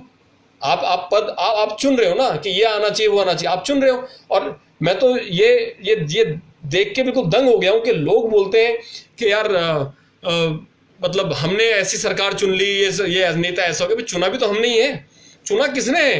हम कल को गालियां क्यों दे रहे हैं? हम आज हम अगर दारू मुर्गे में अगर बिक रहे हैं तो उसको हमें बंद करना पड़ेगा, ये गलती है हमारी। और जो लोग जागरूक नहीं कर रहे हैं एक दूसरे को, ये भी गलती है। आज के टाइम पे लोग फ्री बैठे हैं, बिल्कुल खाली बैठे हैं, उनको खाली दिमाग शैतान का घर, उनको बिजी रहना है। आप बिजी रखो, हम सब एक दूसरे को बिजी रखते हैं, चलो हम बिजी रखने का प्रयास करते हैं, हम बोलते हैं चलिए यार इस बार मिलते हैं, एक से दूसरे के घर जाते हैं, दूसरे तीसरे घर जाते हैं, एक गांव पूरा इकट्ठा करते हैं, एक गांव के लोग फिर दूसरे गांव में जाते हैं, रिश्तेदारों के जाते हैं, चलो बात करते हैं इस बार उत्तराखंड में एक ऐसी सरकार बनाई जाए जो लोगों की बात सुने, चलो सरकार को झुकाया जाए। कोई जरूरत नहीं है कि नई पार्टी बनाने की, वो तो एक अल्टरनेटिव है। जब सरकार से आप अपने संगठन को मजबूत रख के झुका सकते हो, वो काम क्यों नहीं किया जा सकता है? फिर उसमें लोगों कुछ दिनों के बाद कोई बंदा बीच में आएगा, वो बोलेगा अरे ये तो व्यक्ति ऐसा है, वो व्यक्ति ऐसा है, इसने ऐसा किया, उसने वैसा किया, फिर आप उनकी बातों में आ जाओगे और फिर से वही हो जाएगा, फिर से वो संगठन टूट जाएगा। ये हाल है। तो जहां पर थोड़ी सी प्रसिद्धि मिलती है, मंच माला माइक, विनोद बच्छेरी जी ने बहुत अच्छी बात बोली थी, डीपीवाई के जो चेयरमैन है, हम उनको अपने वन यू के से लाइव भी लेके आए थे, उन्होंने बहुत अच्छी बोली। ये तीन चीजों के पीछे हमारे उत्तराखंडी बहुत पागल हो रखे हैं, मंच माला माइक। इन 3 चीजों से हटके अगर ये बाहर आ गए तो शायद फिर भी थोड़ा सा फोकस हो जाएगा। मैं उनकी इस बात को बहुत रिस्पेक्ट करता हूं। और उन्होंने एक बात बहुत अच्छी और बोली थी कि उत्तराखंड की सबसे बड़ी सिटी जो है वो उत्तराखंड में नहीं है, वो उत्तराखंड से बाहर है, वो है दिल्ली एनसीआर। उत्तराखंड में इतने उत्तराखंडी नहीं हमें दिख रहे हैं जितने के ज्यादा उत्तराखंड से बाहर एक छोटी सी जगह में दिल्ली के अंदर, एक शहर के अंदर, दिल्ली एनसीआर के अंदर। तो ये परिवर्तन कौन लेके आएगा? ये हमें तो लेके आना। टीवी में सीरियल चल रहे हैं, सास बहू साजिश, सारे लोग मिलके बैठ के देख रहे हैं। ये क्या मानसिकता है? हम कहां किस दिशा में जा रहे हैं? बिल्कुल मजे ले रहे हैं। टीवी के अंदर क्या, न्यूज के अंदर, न्यूज चैनल्स के अंदर दिखाया जा रहा है सास बहू साजिश, तू मेरी दुश्मन मैं दुश्मन तेरा, पता नहीं क्या दिखा रहे हैं। अब या फिर चाइना की तरफ मोड़ देंगे। अरे बलात्कार हो रहा है महिलाओं के साथ, उस पर क्या किया सरकार ने? क्यों ऐसे स्ट्रॉन्ग कानून नहीं बना के लेके आ रहे हैं कि 6 महीने के अंदर रफा दफा करो, देखो क्या जिसको फांसी देनी फांसी दो, जो कल्पिट है उसको सजा दो। क्यों आज के टाइम पर शिक्षा पे बिल्कुल ढंग से बात नहीं हो रही है? हम एक बहुत अच्छा स्किल इंडिया का प्रोग्राम चला था, कितने लोगों को नौकरी मिली है, कितने लोगों को रोजगार मिला स्किल इंडिया के अंदर, आप बताइए। मैं जिस जगह रहता हूँ अल्मोड़ा दोराहाट के अंदर, मेरे घर से 3 किलोमीटर की दूरी पर दो स्किल इंडिया के सेंटर्स हैं। मैंने वहां पे जाके बात करी, मैंने कहा कितने लोगों को नौकरी मिली, किसी को नहीं मिली। तो इतना पैसा, करोड़ों पैसा जो है कहाँ जा रहा है? वो जेब में ही तो जा रहा है, ऐसा तो नहीं बर्बाद हो रहा है। काम तो आ रहा है किसी के, वो चाहे उन्हीं के काम आ रहे हो, लोगों के काम तो नहीं आ रहा है। कहीं तो कमी है। ये कमी दूर कौन करेगा? ये तो सरकारों को कमी दूर करनी पड़ेगी। सरकार नहीं करेगी क्योंकि लोग जागरूक नहीं है। जब मांग ही नहीं, आवाज ही नहीं उठेगी तो क्यों होगा? जब माँ भी बच्चे को दूध तभी पिलाती है जब वो उसको भूख लगती है, जो वो चिल्लाता है, रोता है। हम तो रो ही नहीं रहे, हम चिल्ला ही नहीं रहे, हमें कोई फर्क ही नहीं पड़ रहा है। हम एक दूसरे को फोन जरूर करते हैं। मेरे पास भी कई फोन आते हैं, आपके पास भी आते होंगे, अरे जी हमें ये परेशानी होगी, बता दो। अरे हमसे क्यों पूछते हो यार? पहले अपना दिमाग लगाओ, अपने जो आपके गांव की समस्या, सबसे पहले ग्राम प्रधान के पास जाओ। आपके पूरे ग्राम की समस्या वो सॉल्व नहीं कर पा रहा है, आप बीडीओ के पास जाओ, क्षेत्र पंचायत का जो व्यक्ति है उसके पास जाओ, जो प्रधान है, जिला पंचायत का उसके पास जाओ। हमारे पास, हमने कभी किसी को हेल्प के लिए मना नहीं किया, लेकिन हम भी ये बोलते हैं पहले प्रोसेस तो समझो, तभी तो पता चलेगा कि परेशानी कहां पर है। 10 काम कर रहे हैं, 10 काम में 5 पॉइंट पे परेशानी है। बैंक से लोन चाहिए था, आज एक भाई साहब का फोन आया, मैंने कहा सर पहले आप ये पता कीजिए बैंक से लोन क्यों नहीं मिल रहा है, वो बताएंगे। वो बोलते हैं इन कारणों से नहीं मिलता, फिर आप बीडीओ के पास जाए, उनसे पूछिए। ये सारी व्यवस्थाएं जानकारी से ही होंगी। लेकिन आज बात राजनीति के, तो राजनीति पे आता हूं। तो राजनीतिक, किसी भी राजनीतिक पार्टी के अंदर क्या होना चाहिए? मैंने सबसे पहले बोला कि डिसिप्लिन होना बहुत जरूरी है, ट्रांसपेरेंसी। राजनीतिक पार्टी हो तो जनता के सामने मीटिंग हो। ये बहुत सारी राजनीतिक पार्टियों ने बोला कि हम जनता के सामने मीटिंग करेंगे। जो किसी भी पार्टी की आम आदमी, जो भी आम बैठक होती है, जो एनुअल होती है, चाहे क्वार्टरली बैठक करते हैं, वो जनता के सामने हो, वो लाइव आके करें। लाइव आने में क्या दिक्कत है? इतनी ट्रांसपेरेंसी रखो, आप बताओ कि किस तरह की पॉलिसी जनता के आगे बनाई जा रही है। तो वो ट्रांसपेरेंसी रहनी चाहिए, उनके कार्यकर्ताओं के बीच ट्रांसपेरेंसी रहनी चाहिए, इतना ज्यादा क्लियर होना चाहिए। आज के टाइम पे मैं गारंटी दे रहा हूं किसी भी क्षेत्रीय पार्टी के पास ऐसी ट्रांसपेरेंसी नहीं है, और ना वो उसको अचीव कर पाएंगे, क्योंकि उनके आपस में, सारी क्षेत्रीय पार्टी आपस में लड़ाई झगड़ा इतना चलता है। 2 गुट, 3 गुट, 4 गुट, 2 फाड़, 4 फाड़, सब बने पड़े हैं। फाड़ते रहो एक दूसरे को गालियां देते रहो। उत्तराखंड के विकास से लेकर किसी को कोई मतलब नहीं है। दूसरा होना चाहिए रिस्पेक्ट, इज्जत। हम जिस इज्जत की बात करते हैं कि भाई चाहे पॉलिटिकल पार्टी कोई भी ऑर्गेनाइजेशन, इज्जत तो सबकी बनती है। लोग इज्जत नहीं कर रहे हैं एक दूसरे की, तो कैसे? जब इज्जत नहीं होगी तो वो गुट बन जाएगा, 2 अलग फाड़ हो जाएंगे। एक जगह शांत बैठ के एक दूसरे को हाथ जोड़ के माफी मांगने में कहां दिक्कत है? कोई भी व्यक्ति है, कोई भी संस्था है, कोई भी ग्रुप है, आपस में झगड़ा हुआ है, माफी मांगने में कहां दिक्कत है? हाँ, जब बातें एक्सट्रीम हो जाए तो हटा दो। जब बातें एक्सट्रीम हो तो उसके बाद फिर करना चाहिए, आप अलग हो जाओ, हम अलग हो जाते हैं। फिर अपने हिसाब से एक विचारधारा के लोग एक तरह से काम करें, दूसरे विचारधारा के दूसरे तरीके से काम करें। तीसरा है ब्रदरहुड, भाईचारा। आप साथ में बैठे हैं, बात भी कर रहे हैं, लेकिन भाईचारा नहीं है, तो क्या फायदा ऐसे काम का, ऐसे संगठन का, ऐसी पार्टी का, ऐसे लोगों को क्या फायदा? भाईचारा किसी भी पॉलिटिकल पार्टी के अंदर जरूर होना चाहिए। कोई भी व्यक्ति को परेशानी है, सब सारे उसको समझेंगे मेरा भाई है, साथ मिलकर खड़े हो जाए। तीसरा है आग। एक आग होनी चाहिए अपने उद्देश्यों को पाने के लिए। हमने तो किसी के अंदर, किसी भी क्षेत्रीय पार्टी के अंदर आग देखी नहीं, वो फायर दिखी नहीं। पागल हो जाए तो लोग बिल्कुल कर दें, एक बार हाँ कर दें।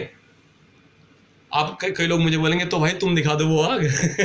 हमें भी कई लोग बोल सकते हैं आप तो बहुत ऐसे करते। हम आग दिखा रहे हैं, हम अपनी आग दिखा रहे हैं, हम अपने वनयुकी के अंदर जो हमारी संस्था है हम उसके अंदर आग दिखा रहे हैं, बहुत प्रयास कर रहे हैं, बहुत मेहनत कर रहे हैं, और बहुत जल्दी आपको बहुत अच्छे रिजल्ट्स मिलेंगे। हम दिखाना चाहते हैं, हम भी चाहते हैं सरकार झुके और सरकार समझे कि ये लोगों की परेशानी है। आवाज उठाने की बात है, आवाज हम लगातार उठा रहे हैं। आज लोग कम है तो आवाज धीरे है, जब जितने ज्यादा लोग होंगे आवाज उतनी तेज आगे बढ़ती जाएगी। आग है हमारे अंदर, ये तो आपको मानना पड़ेगा। इक्वालिटी, सबको बराबर समझा जाए। जो भी नए पॉलिटिकल पार्टी बन रही हैं या बन चुकी हैं, या जो बनाने का प्लान कर रहे हैं, या जो पुरानी जो क्षेत्रीय पार्टी है, उनको बिल्कुल इक्वालिटी रखनी पड़ेगी। कार्यकर्ता, जो पार्टी का अध्यक्ष है वो भी कार्यकर्ता है, और जो सबसे नीचे ग्राम लेवल पे काम कर रहा है वो भी कार्यकर्ता है। सारे कार्यकर्ता हैं। ये केवल जिम्मेदारी है जो बटी हुई है। कोई भी अध्यक्ष ये ना सोचे कि मैं बड़ा हो गया, कार्यकर्ता छोटा हो गया। तो पार्टी के अंदर नियम कानून इस तरह से बने हुए होने चाहिए कि छोटे से छोटा कार्यकर्ता टॉप तक जा सकता है। आज के टाइम पे इंडिया के अंदर तो शायद ही कोई ऐसी पार्टी है जिसके अंदर इतनी ट्रांसपेरेंसी, इतने अच्छे नियम कानून कौन बनाएगा? एक छोटा सा कार्यकर्ता, बीजेपी का एक छोटा सा कार्यकर्ता क्या नड्डा जी के पास जो अभी अध्यक्ष हैं उनके पास जा सकता है? बहुत मुश्किल है, बहुत ही मुश्किल है।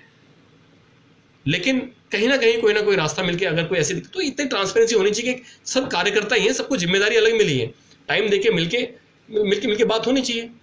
तो ये क्वालिटी, ये सबको समझना पड़ेगा, जिम्मेदारियां बटी हुई हैं केवल।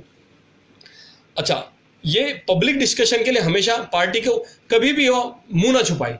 कोई भी पॉलिटिकल पार्टी के नेता मुंह ना छिपाए, हम क्या करें। अच्छा, कई सारे लोग जो हैं आज मुझे बोल रहे थे कि आज भी, इससे पहले भी बोला कि यार कोरोना का संकट चल रहा है, ये नहीं हो सकता, वो नहीं हो सकता। क्यों नहीं हो सकता? आजकल के टाइम पे टेक्नोलॉजी है, टेक्नोलॉजी का पूरा इस्तेमाल हो सकता है। सारी की सारी क्षेत्रीय पार्टियों से निवेदन है कि आपस में मिले जुले बात करें, चाहे अपनी पार्टी के अंदर ट्रांसपेरेंसी रखें, टेक्नोलॉजी का पूरा यूज करें। जो लोग टेक्नोलॉजी का यूज नहीं कर सकते तो उनको समझ जाना चाहिए कि वो आज के टाइम पे नेतागिरी से थोड़ा सा पीछे हो गए हैं। थोड़ा तो अपने को अपग्रेड करना पड़ेगा। अपग्रेड नहीं कर रहे हैं तो अपने साथ एक ऐसा व्यक्ति रखें जो आपकी इन सारी जरूरतों को पूरा करे, टेक्नोलॉजी को साथ लेके चले। तो ये सारा काम करना पड़ेगा। अच्छा, राजनीति किन मुद्दों पे हो रही है? होनी किस मुद्दे पे चाहिए? होनी चाहिए विकास को लेके। बातें तो सब कर रहे हैं, लेकिन फाइनली क्या होता है? अगर विकास की बात करते तो लोगों को, कैसे लोगों को नेता बनाया जाता? जिन्होंने अपने क्षेत्र में बहुत बढ़िया काम किया है, बहुत अच्छा काम किया है। लेकिन आज के टाइम पे क्या होता है, जब एनालिसिस करते हैं तो पता चलता है किस तरीके से, किसके पास पैसा है, किसके पास ज्यादा लोग हैं, इसके धर्म क्या है, इसकी जाति क्या है, ये कौन से क्षेत्र से है, ये किस समुदाय का है ना। जैसे बोलते हैं कुमाऊनी है, गढ़वाली है, इसको पहले सोचना पड़ेगा यार, कुमाऊनी है, गढ़वाली। अच्छा, जो भी रीजनल पार्टी है, ये कुमाऊनी है, गढ़वाली है। अच्छा, ये इसके पास कितना पैसा है? अच्छा, ये ठाकुर है कि ब्राह्मण है? मतलब बांटते जाओ, बांटते जाओ, बांटते जाओ। कोई विकास की बात नहीं करता है, वो केवल पेपर पे दिखाने के लिए। उसके अलावा केवल यही रह गया कि बस धर्म के, जाति के, क्षेत्र के, समुदाय के, पैसे के, पावर, इनके नाम पर ही राजनीति करते हो। कोई तो अच्छा व्यक्ति होगा, कोई तो अच्छी पार्टी होगी जो अच्छे लोगों को उठाती होगी। कहां से लाएंगे ऐसी पार्टी? हमने तो देखा नहीं अभी तक। उनकी तरफ से तो कोई मैसेज नहीं आया। ऐसे कोई मैसेज इसलिए नहीं आया क्योंकि हमें दिखा नहीं, वो फायर पावर दिखी नहीं उनके अंदर, ऐसा दम है। दिखाए दम, आगे लेके आए तब तो हम बात करेंगे। तो ये क्या करते हैं, उस कांग्रेस वाले बोलेंगे बीजेपी ने ऐसे कर दिया, बीजेपी वाले बोलेंगे आम आदमी ने ऐसे कर दिया, आम आदमी बोले कांग्रेस ने कर दिया, इसने कर दिया। यूकेडी वाले यूकेडी डेमोक्रेटिक को बोलेंगे, कोई कांग्रेस को बोला, कोई इसको, यूकेडी डेमोक्रेटिक वाले प्रगतिशील को, ऐसे ही बोलते रहेंगे। वो सब जगह ऐसे ही चलता रहेगा। ये क्या है? ये एंटरटेनमेंट है, ये टाइम पास हो रहा है, ये सब एंटरटेनमेंट है। लोग खुश हो रहे हैं, सब सारे बड़े बड़े नेता सब खुश हैं, सब खुश हैं भाई, एंटरटेनमेंट हो रहा है, बहुत मजा आ रहा है। अरे वाह, उसने ऐसा किया, दबादब कमेंट चल रहे हैं, 200, 250, 500 कमेंट पार हो गए। किसी ने एक पोस्ट डाल दिया तो इतना टाइम है फालतू कमेंट डालने के लिए। काश लोगों को जागरूक करने का काम करें यार, काश जागरूक करने का काम करें। चलो यार, मिलते हैं, कुछ ऐसा व्यक्ति अपने क्षेत्र में, एक ऐसा व्यक्ति ढूंढते हैं जो बहुत अच्छा व्यक्ति है, उसको इस बार इलेक्शन में खड़ा करवाते, उसको जिताते। ऐसा क्यों नहीं होता है? ऐसा क्यों नहीं करते हम लोग जो कमेंट्स, एक ऐसा की मुहिम क्यों नहीं चला देते हैं यार? जो भी साथी जुड़े, क्यों हम ऐसा नहीं कर सकते? आप घर पे ही बैठे रहना है, मैं ये नहीं कह रहा कहीं जाना है। आप अपने गांव में आसपास जाओ, थोड़ा व्हाट्सएप फेसबुक ग्रुप बना रखें। कोरोना का टाइम है, कहीं मत जाओ। हम तो कह रहे हैं आप उसमें तो ढूंढे कि कौन सा ऐसा व्यक्ति है भाई, किसने क्या काम किया, उसके पास कितने पैसे हैं, इलेक्शन लड़ने के लिए कितना पैसा चाहिए। अगर ईमानदारी से देखा जाए तो विधानसभा का इलेक्शन 25 लाख रुपए में हो जाता है उत्तराखंड के अंदर तरीके से। लेकिन बाकी लोग उसकी मदद तो करें। ऐसा क्यों नहीं कर सकते हम? आप बताएं, ऐसा क्यों नहीं कर सकते? ये नेता लोग तो इनका काम है झूठ बोलना, और हम लोग ये अपनी बातों से एंड टाइम पे मुकर जाते हैं और लोग भूल जाते हैं। हमारे साथ सबसे बड़ी दिक्कत है कि हम भूल जाते हैं।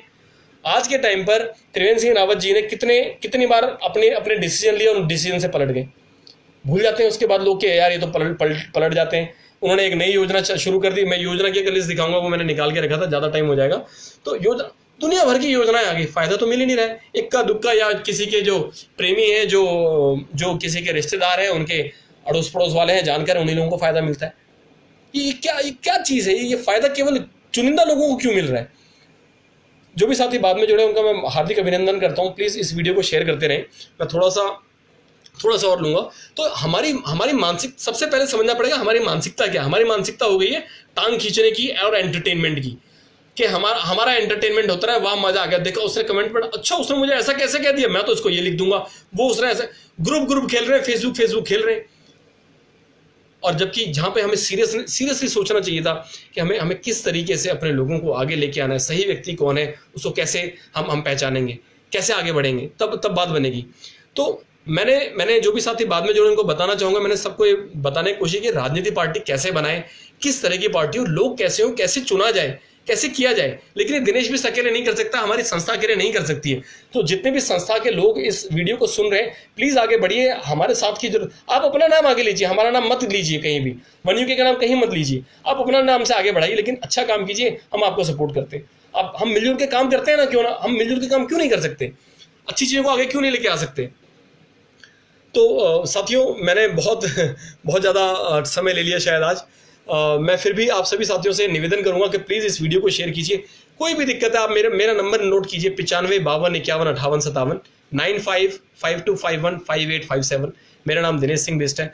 आप प्लीज़ इस वीडियो को शेयर कीजिए, लोगों को जोड़िए, सबको जोड़ने का प्रयास कीजिए। इस बार एक 2022 का इलेक्शन है, दो काम हो सकते हैं, मैं बहुत क्लियरली बता रहा हूँ, दो काम हो सकते हैं।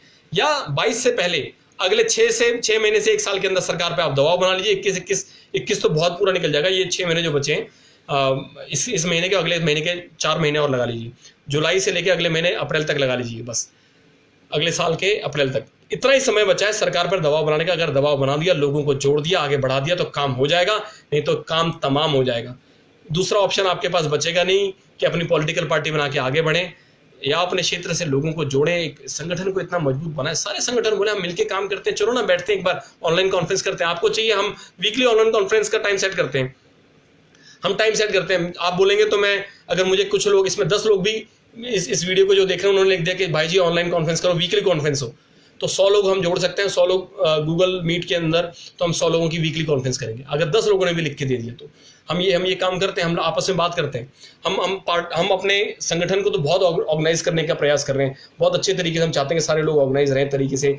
और कोई पद प्लीज पद को लेके कभी भी ना रहे, ना इस चक्कर में पड़े। जो जिसकी नीति, जिसकी नीयत अच्छी है वो पद की बात बिल्कुल नहीं करेगा। बीजेपी के अंदर इतने सारे लोग हैं जो काम करते हैं बहुत छोटे लेवल पे, वो कहते हैं पार्टी आगे बढ़नी चाहिए, उनको पद से कोई मतलब नहीं है। लेकिन कुछ इसी पार्टी के अंदर और सभी पार्टियों के अंदर कुछ लोग जो पद को लेकर उसका दुरुपयोग करते हैं, वो सब जगह है। कोई अधिकारी भी है, वो पद का दुरुपयोग जो है वो प्लीज कोई भी साथी ना करे, चाहे किसी संस्था में है, किसी पॉलिटिकल पार्टी में। एक बार तो उत्तराखंड के बारे में सोचें। और जिसको लगता है कि उनको समझ नहीं आ रहा क्या करना है, तो आप हमसे जुड़े, 1UK टीम से जुड़े। हमारी वेबसाइट है www.1uk.in। 1UK अगर आप गूगल पे डालेंगे तो आपको सबसे पहले हमारी पेज दिखाई देंगे। 1UK, खाली 1UK डालना है आपने। आप हमसे जुड़े, हमारी वेबसाइट पे अपना रजिस्ट्रेशन करवाएं। हम बहुत जल्दी ऑर्गेनाइज कर रहे हैं, काम बहुत बड़ा है, तो बहुत सारे साथियों ने रजिस्ट्रेशन किया, मैं क्षमा चाहूँगा। और जो भी साथी मुझे व्हाट्सएप पे मैसेज भेजते हैं, मैं क्षमा चाहूँगा कि मैं सबका उत्तर नहीं दे पाता हूँ, बहुत व्यस्त रहता हूँ। हम पूरा प्रयास कर रहे हैं, पूरे सारे जितने भी लोग हमसे जुड़े सबको संगठित करके आगे बढ़ाने का। लेकिन कृपया वही लोग जुड़ें जो लोगों की इज्जत करना जानते हैं, एक दूसरे का मान सम्मान करना जानते हैं, केवल जिनके अंदर समाजवाद और विकासवाद, जो विकास नीति और समाज नीति की बात करते हैं, केवल वही लोग हमारे साथ जुड़ने का प्रयास करें, जो अपने समाज को, अपने क्षेत्र को विकास की ओर लेके जाना चाहते हैं, जो अपने स्वार्थ से पहले अपने उत्तराखंड के बारे में सोचें। हमारा स्वार्थ बस इतना होना चाहिए कि मैं नौकरी कर रहा हूँ तो मेरे घर वाले जो हैं उनको खाने पीने का उनका पेट भर जाए। हम इतना सोचें। तो साथियों, अगर आपको लगता है कि परिवर्तन नहीं आएगा तो परिवर्तन तो आएगा, जिम्मेदारी तो हमने उठाई है, आपको साथ देंगे, आप साथ देंगे तो जल्दी से जल्दी आएगा, हम तो लगे ही हुए हैं। सभी साथियों का बहुत बहुत धन्यवाद। मैं देखना चाहूँगा किसी साथी ने अगर कुछ मुझसे सवाल पूछा है, कमेंट दिया, तो मैं ज़रूर उसको उत्तर देना चाहूँगा। भीम सिंह जी, जय उत्तराखंड। बबलू नेगी जी, बहुत बहुत धन्यवाद सपोर्ट करने के लिए। तो आज मुझे लगता नहीं कि मुझे किसी ने सवाल पूछा है मुझे बहुत खुशी है। पटपड़गंज से कांग्रेस ने भी उत्तराखंड मूल के व्यक्ति को टिकट दिया था, जिससे आपस में वोट बढ़ गए थे, जो हारने का कारण बना। ये बताया गया है कि इस तरीके से किया गया कि पटपड़गंज से, जी मुझे पता है, लक्ष्मण रावत जी को टिकट दिया गया था और उनके अगेंस्ट में जो थे रवि नेगी जी खड़े थे। क्योंकि मुझे उसके बारे में पूरी जानकारी नहीं है कि किस उद्देश्य से कौन खड़ा हुआ, क्या हुआ, लेकिन इतना हमने ज़रूर सुना था कि आम आदमी पार्टी कांग्रेस के साथ मिल गई है और उन्होंने कांग्रेस का प्रत्याशी वहां से खड़ा कर दिया है ताकि बीजेपी के वोट कट जाएं और आम आदमी पार्टी जीत का प्रत्याशी जो है वो मनीष सिसोदिया जीत जाए। ये सुना हमने भी था, कितना सच है कितना नहीं इसके बारे में कह नहीं सकता, बट विश्वास होता है कि ऐसा कुछ हुआ होगा। यही तो राजनीति है, ये राज करने की नीति है, समाज की नीति नहीं है, कर्म नीति नहीं है, ये धर्म नीति नहीं है, ये राज करने की नीति है। और राज जहाँ पब्लिक का होना चाहिए वहाँ नेताओं का राज चल रहा है। ये सब समय आने वाला है, समय बहुत बड़े बदलाव का समय आने वाला है। आप लोग साथ दीजिए, प्लीज़ साथ दीजिए। बहुत कुछ हमने बदलना है, बहुत कुछ हमने बदलना है। और आज मैंने ऐसा नहीं कि कुछ छुपा के रखा है। ट्रांसपेरेंसी की जब हम बात करते हैं, मैंने बताया, जो भी साथी बाद में जुड़े उनको बताना चाहूँगा, वीडियो को देखेंगे किस तरीके से पॉलिटिकल पार्टी अगर आप बनाते तो उसमें क्या क्या होना चाहिए। अगर वो सारी चीज़ें होंगी तो इस सबके लिए ओपन कर रखा है। जो भी अच्छे लोग हैं आप आगे बढ़ें, अच्छे हैं चाहे बुरे लोग भी हैं, तो सबके लिए ये था। लेकिन हम ये चाहेंगे कि प्लीज़ आगे बढ़ें, विकास को लेकर आगे बढ़ें। अभी दिल्ली में विधानसभा चुनाव हुए थे, आपको तो सभी कुछ पता है। बुराड़ी में 65% उत्तराखंडी हैं, तब क्या हुआ, उत्तराखंडी हार गया पटपड़गंज। सर, बुराड़ी का सीन अलग था। बुराड़ी के अंदर जो उत्तराखंडी कैंडिडेट हारा था वो रंजीत गड़ाकोटी जी थे। और मेरा ये मानना है, जैसे मैं दिल्ली रहता हूँ, ये मेरा मानना है, मैं दिल्ली रहता हूँ और मैं उत्तराखंड में इलेक्शन जाके लड़ूँ तो वहाँ के जो अच्छा प्रत्याशी है, जो वहाँ पे ज़मीन पे काम किया, उसके साथ नाइंसाफ़ी होगी। तो मुझे तो वहाँ से हारना ही चाहिए, क्योंकि मैं वहाँ पर था ही नहीं। तो रंजीत गड़ाकोटी जी इलेक्शन से 1 महीना पहले, 3 हफ्ते पहले वहाँ पहुँचे थे, और उम्मीद करेंगे कि सारे उत्तराखंडी उनको एकदम से वोट दे दें जब जान ना पहचान, तो ऐसा कैसे चलेगा। तो चाहे रंजीत जी हैं, चाहे कोई भी व्यक्ति है, ये तो सबके लिए, मुझ पर भी लागू होता है। मैं अचानक से कहीं चला जाऊँ, अपना पैसे का बल दिखाऊं या अपने कम्युनिटी को बोलूं कि तुम आगे आओ, तो ये लॉजिकल बनता नहीं। तो समीकरण थे नहीं। ये इलेक्शन लड़ने का शायद कुछ और ही मतलब होगा। मतलब का मतलब ये नहीं है कि कोई पैसे की बात कर रहा हूँ मैं, मतलब हो सकता है कि भाई उत्तराखंड क्रांति दल अपनी प्रेजेंस दिखाने के लिए दिल्ली के अंदर ये इलेक्शन लड़ा हो सकता है इस पर्पज से वो इलेक्शन लड़ा हो। किसी के अगेंस्ट कोई बात नहीं कहना चाह रहा हूँ। तो ऐसी बात नहीं है, आप उत्तराखंडियों पर विश्वास दिखाओ, उनको दिखाओ कि आप उनके लिए कुछ करते हो। कितने लोगों ने क्या क्या किया, कितने लोगों ने उत्तराखंडियों के लिए क्या काम किया। अब हमारे उत्तराखंडी लोग हमारे लोगों को धोखा दे रहे हैं। जब धोखा दिया जाएगा तो कौन उत्तराखंडी सपोर्ट करेगा। मैं वही तो कह रहा हूं, वो लोग कहां से आएंगे, वो लोग कहां से आएंगे जिन पर लोग विश्वास करें। उनको कुछ तो ऐसा करना पड़ेगा। इसीलिए कह रहा हूं, पूरा बैकग्राउंड चेक करो, हर व्यक्ति का बैकग्राउंड चेक करो जिस पे भी आप भरोसा करने जा रहे हो। मैं भी हूं, मेरा भी बैकग्राउंड चेक करो। लगता है कि गलत आदमी है, कहीं इसने कुछ गलत किया है, किसी की बातों पर आके नहीं, पर हाँ किसी की बातों पे आके नहीं, किसी ने कोई ऑडियो रिकॉर्डिंग सुना दी, किसी ने कुछ और उल्टा पुल्टा सुना दिया जिसमें मैं हुई नहीं, है ना। ऐसी खाली मेरे बारे में नहीं, ऐसी सबके बारे में, किसी की बातों में आके नहीं। ये जो लोग इस तरह के षड्यंत्र वाले काम करते हैं, इनसे तो बहुत दूर रहे। बहुत ही निहायत ही घटिया तरह के मानसिकता वाले हमारे ही उत्तराखंडी लोग हैं जो एक दूसरे को डाउन करने की कोशिश करते हैं। हम आज तक कभी भी नहीं चाहेंगे किसी भी उत्तराखंडी के अगेंस्ट हम बोले, लेकिन हम ये जरूर चाहेंगे कि उत्तराखंडी को उनको एक सही राह दिखाएं, आगे बढ़ें, मिलकर काम करें। शेखर चंद्र जी कह रहे कोयले की दलाली में हाथ काले होंगे, ये राजनीति है, इसमें तो अच्छे व्यक्ति भी अच्छा ही भूल जाता है। सर मैं आपकी बात से 100% सहमत नहीं हूँ। मैं आपको एग्जांपल दे सकता हूँ। हमारे लाल बहादुर शास्त्री जी थे, बहुत ही बढ़िया व्यक्ति थे, आपको खुद भी पता है। संजय गांधी जी, मुझे नहीं पता कितने बढ़िया व्यक्ति थे, लेकिन किसी ने जो खबरें आई हैं, खुद मेनका गांधी जी जो उनकी बीवी थी, उन्होंने कांग्रेस छोड़ के बीजेपी ज्वाइन की, तो यानी कुछ तो गड़बड़ हुआ है, कुछ तो गड़बड़ हुआ है। तो कुछ तो अच्छे लोग थे जिनके साथ षड्यंत्र रचे गए हैं, और बिल्कुल इसमें जान से मारने की धमकी दी जाती है, बहुत कुछ होता है। लेकिन पॉलिटिकल पार्टी के अंदर अच्छे लोग रहे हैं, तभी आज हमारा जो देश है, हमारा जो कोई भी क्षेत्र भी है, हम कांग्रेस की चाहे कितनी बुराइयां करें, लेकिन उन्होंने कई सालों तक देश को संभाला भी है। इससे हमें नहीं बिल्कुल ऐसा नहीं कह सकते कांग्रेस ने कुछ भी नहीं किया। मैं एक बहस भी देख रहा था, बीजेपी के कोई व्यक्ति थे, उन्होंने समर्थक थे, सॉरी, उन्होंने बोला कि कांग्रेस ने ये नहीं किया, कांग्रेस ने वो नहीं किया। तो खुद एंकर ने बोला आप ऐसा मत बोलिए कि कुछ भी नहीं किया, कांग्रेस ने कुछ तो किया है। अब लोग ये ना समझने लग जाए कि मैं कांग्रेस के साथ हूँ। तो बीजेपी ने भी बहुत अच्छे काम किए, है ना। लेकिन जो असली काम था, अगर सही तरीके से सारे नेता काम करते, हर क्षेत्रीय पार्टी जो भी यहाँ पर बनी है, जो भी क्षेत्र किसी भी रीजन की सरकार बनी है, अगर ठीक से काम करती तो बहुत बहुत बहुत बड़ा परिवर्तन आ सकता था। हाँ चंदन जी, मेरा नंबर है 95 52 51 58 57 9552515857। तो साथियों, बहुत समय मैंने आपका लिया। अच्छा, गोपाल सिंह जी कह रहे हैं कि प्रधान के चुनाव में 3-4 लाख खर्च कर देते हैं। प्रधान के चुनाव में 3-4 लाख रुपए खर्च हो जाता है। अगर ये 3-4 लाख रुपए खर्च जो करने वाले व्यक्ति हैं, ये चुनाव जीतते हैं, तो आप लोग कैसे गारंटी देंगे कि वो अपना पैसा सबसे पहले नहीं भरेगा। उसने भी तो उधार लिया है। जो भी पॉलिटिकल पार्टी करोड़ों रुपए खर्च करके इलेक्शन जीतती है, जो भी नेता इलेक्शन जीतता है, किसी बिजनेसमैन का पैसा लगा है, कई लोगों का पैसा लगा, उनको वापस भी तो करना है ना। इसीलिए जो भी नीतियां बनती हैं, ये पहले से ही सेट होती है कि यहाँ पर प्रोजेक्ट आएगा तो तेरे नाम पर होगा, वो सब पहले से ही प्लान होता है। तो ये जब ये सबको पता है, मैं कोई नई चीज आप लोगों को नहीं बता रहा हूँ, ये सबको पता है। लेकिन फिर हम ये सोचते हैं कि हमारे पास कोई दूसरा ऑप्शन है नहीं, हमें तो यार इन्हीं जो खड़े हुए इन्हीं में से किसी को देखना पड़ेगा जो थोड़ा सा अच्छा लगता है या किसी पार्टी की विचारधारा है। तो हमने ऐसा सोचा है, जबकि हमने जिम्मेदारी के साथ, ईमानदारी के साथ हम आगे नहीं बढ़े। अगर हम आगे बढ़े होते, हमने अपने साथ के लोगों से क्या करना है, जो दोस्त हैं उनसे बात करनी जरूरी। सबसे पहले आप दोस्त और रिश्तेदारों से बात कर लो, खत्म। पड़ोसियों से बात कर लो बस, और किसी अनजान के पास जाने की जरूरत ही नहीं। जिनसे आप रोज मिलते हो, देखते हो, बात करते हो फोन पे, जो आपके साथ जुड़े हुए, आप उनको कन्वर्ट करके दिखा दो, उनका विश्वास जीत के दिखा दो। जिस दिन आपने उनका विश्वास जीत लिया, पहले मुझे भी मेरे घर वाले भी बोलते थे किस चक्कर में पड़ गया है, और लेकिन आज के टाइम पे सब बिल्कुल साथ देते हैं, सारे रिश्तेदार साथ देते हैं। वो बोलते हैं बोलो क्या करना है। तो हमने कम से कम जोड़ने का प्रयास किया, और लोगों को लगा नहीं यार ईमानदारी के साथ काम करें, लगातार जुड़े हुए। तो आप बहुत सारे ऐसे साथी हैं। मैं दीपक ध्यानी जी का यहाँ पर नाम लेना चाहूँगा, बहुत अच्छे व्यक्ति है, मेरे मित्र हैं, सैरा रिटेल उन्होंने नाम से उनका उत्तराखंड पॉडकास्ट शो चलता है। मैं चाहूंगा कि ऐसे व्यक्ति राजनीति में, दीपक ध्यानी जी अगर मेरी बात सुन रहे हैं, वैसे मैसेज तो आपके पास पहुंच जाएगा, मैं चाहता हूं कि ऐसे लोग राजनीति में आए। बहुत बहुत अच्छे व्यक्ति, बहुत बहुत ही सज्जन व्यक्ति, और अभी दुबई से उन्होंने चार्टर्ड फ्लाइट से, आपको पता होगा, उन्होंने काफ़ी लोगों को बुलाया। ऐसे लोगों को राजनीति में आना चाहिए। और मैं ये भी देख रहा हूँ कि बहुत सारे ऐसे लोग जो ज़बरदस्ती का नेता बनने का प्रयास कर रहे हैं और चाहते हैं किसी तरह से उत्तराखंड के पॉलिटिक्स के अंदर एंट्री हो जाए। आप लोग देखो, उन लोगों पर नज़र रखो, वो कितने टाइम से एक्टिव थे, किस तरह की उनकी भावना है, किसके बारे में क्या बात करते हैं, ये सारी चीज़, उसका पूरा बैकग्राउंड चेक कीजिए। और उस ये इतनी जिम्मेदारी तो हमारी बनती है, अगर उत्तराखंड बदलना है, जिम्मेदारी लेनी है, क्योंकि उत्तराखंड बदलेगा इसी तरीके से, उसकी देखा देखी और भी राज्य के लोग और भी लोग देखेंगे, देश भी इसी तरह से बदलेगा। जब गांव मजबूत होगा तो हमारा जिला मजबूत होगा, जिला मजबूत होगा तो हमारा राज्य मजबूत होगा, राज्य मजबूत होगा पूरा देश मजबूत होगा।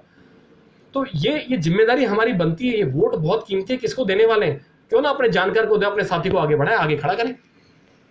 इस तरह से हम आगे बढ़ सकते हैं। मैं जो बाद में लिखी हुई उसका मुद्दा नहीं है, लेकिन मैं पूछना चाहता हूँ लोग ऐसा क्यों कर रहे हैं। सर मैंने आपको बता दिया, सबका लालच है। किसी ना आचार्य चाणक्य जी ने खुद बोला कि सबका स्वार्थ छिपा है। इस स्वार्थ से थोड़ा बाहर निकलें। और मैं ये नहीं कह रहा कि अपनी नौकरी छोड़ दें, मैं खुद नौकरी करता हूँ। हाँ, अगली बार जब इलेक्शन में उतरूंगा, अगर उतरूंगा तो पूरी नौकरी छोड़ के उतरूंगा 24/7। जिस दिन विश्वास हो जाएगा लोग मेरे साथ हैं, जिस दिन विश्वास हो जाएगा कि हाँ या ये पार्टी अच्छा काम कर रही है, या ये नई पॉलिटिकल पार्टी बनाना चाहिए, मेरे पास कुछ पैसे भी इकट्ठे हो गए हैं, लोग साथ में हैं, जिस दिन विश्वास हो जाएगा उस दिन पूरा छोड़ छाड़ के पागलपन की तरह 24/7 365 दिन के 24 घंटे, हफ्ते के पूरा हफ्ता नहीं, पूरा साल, ये केवल 100% राजनीति पर, केवल एक ही भावना से, राजनीति नहीं, समाज नीति, कर्म नीति और अपनी समाज नीति कर्म नीति पर हम ध्यान देके अपने लोगों के साथ उतरेंगे। जिस दिन ऐसा लगेगा, जिस दिन ऐसा फील आएगा, और मैं चाहता हूं कि आप सभी साथी अपने अपने क्षेत्र से एक बहुत अच्छे उम्मीदवार को चुनें, उनको आगे बढ़ाएं और बोलें कि भाई हम सब मिलकर काम करते हैं। हो सकता है हम कुछ ऐसी प्लानिंग कर लें, हो सकता है कुछ ऐसे लोग निकल के आए जो बोले यार बहुत हो गया, हमने सोचा राजनीति से दूर है। अच्छे लोगों का राजनीति में आना सबसे ज्यादा जरूरी है। ये सबसे बड़ी कमी है आज के टाइम पर, जो डेवलपमेंट नहीं हो पा रहा है, जो लोग शिकायत कर रहे हैं, कोई जागरूक नहीं है, क्योंकि अच्छे लोग अच्छी जगह पर होने के बावजूद राजनीति में नहीं आना चाहते। दीपक ध्यानी जी से जैसे मैंने बोला, इसी तरीके से और बहुत सारे मेरे साथी हैं। मैं नीलम दीदी हैं, उनको भी रिक्वेस्ट करूंगा। कुछ लोग हैं जो सरकारी नौकरी पे वो नहीं आ सकते, नीलम दीदी से भी मैं रिक्वेस्ट करूंगा कि उनको भी आना चाहिए। इसी तरीके से हमारे कुलदीप सिंह रावत जी हैं, जवान बिल्कुल युवा व्यक्ति हैं, आपने सुना होगा, उनका चैनल भी है पहाड़ों के राही। ऐसे व्यक्तियों को आना चाहिए जो दिलो जान से सुबह शाम से काम करने में लगे हुए हैं। ऐसे व्यक्तियों को पॉलिटिक्स में आना चाहिए, ना कि ऐसे व्यक्ति को जो सोशल मीडिया पर आकर लोगों की बुराई करने में लगे हुए हैं, या फिर किसी के कमेंट में कुछ उल्टा पुल्टा लिखने में लगे। पूरा बैकग्राउंड चेक कीजिए, किस व्यक्ति ने कितनी मेहनत की, कितना काम किया, कितने टाइम से है, उसके पूरा प्रोफाइल चेक कीजिए, देखिए, समझिए, खुद बात कीजिए उससे, उसके साथ बैठिए। एक बार में तो कोई भी आपको उल्लू बना देगा, लेकिन 2 बार 4 बार 5 बार बात कीजिए, उसको फोन कीजिएगा तो आपको पता चलेगा यार ये बंदा मेरे फोन से परेशान हुआ कि नहीं हुआ।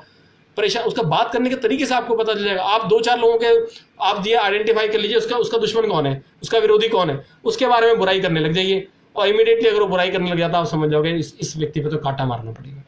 तो जो व्यक्ति गलत है उसको गलत कहने में कोई बुराई नहीं है, जो व्यक्ति सही है उसको सही कहने में कोई बुराई नहीं है। जो सही व्यक्ति है उसको आगे लेके जाइए, जो गलत व्यक्ति है, चाहे मैं भी, आपको लगता है कि दिनेश बिष्ट ने गलत काम किया तो बिल्कुल आप खुल के बोलिए। बड़े भाई जी, कुछ लोग उत्तराखंड में, हमारे छोटे भाई लोग आपके प्रति सर पैर की बातें लिख रहे हैं, यह बात समझ में नहीं आ रही सर। मुझे पता है सर, मैंने उत्तराखंड क्रांति दल जो राजनीतिक पार्टी है वो छोड़ी है, तो कुछ ऐसे साथी होंगे जो इस तरह की बातें लिखेंगे कि ये किसी के साथ बिक गया होगा, ये कर दिया होगा, वो कर दिया होगा, वो तो ये तो कॉमन है, मैंने बोला ना।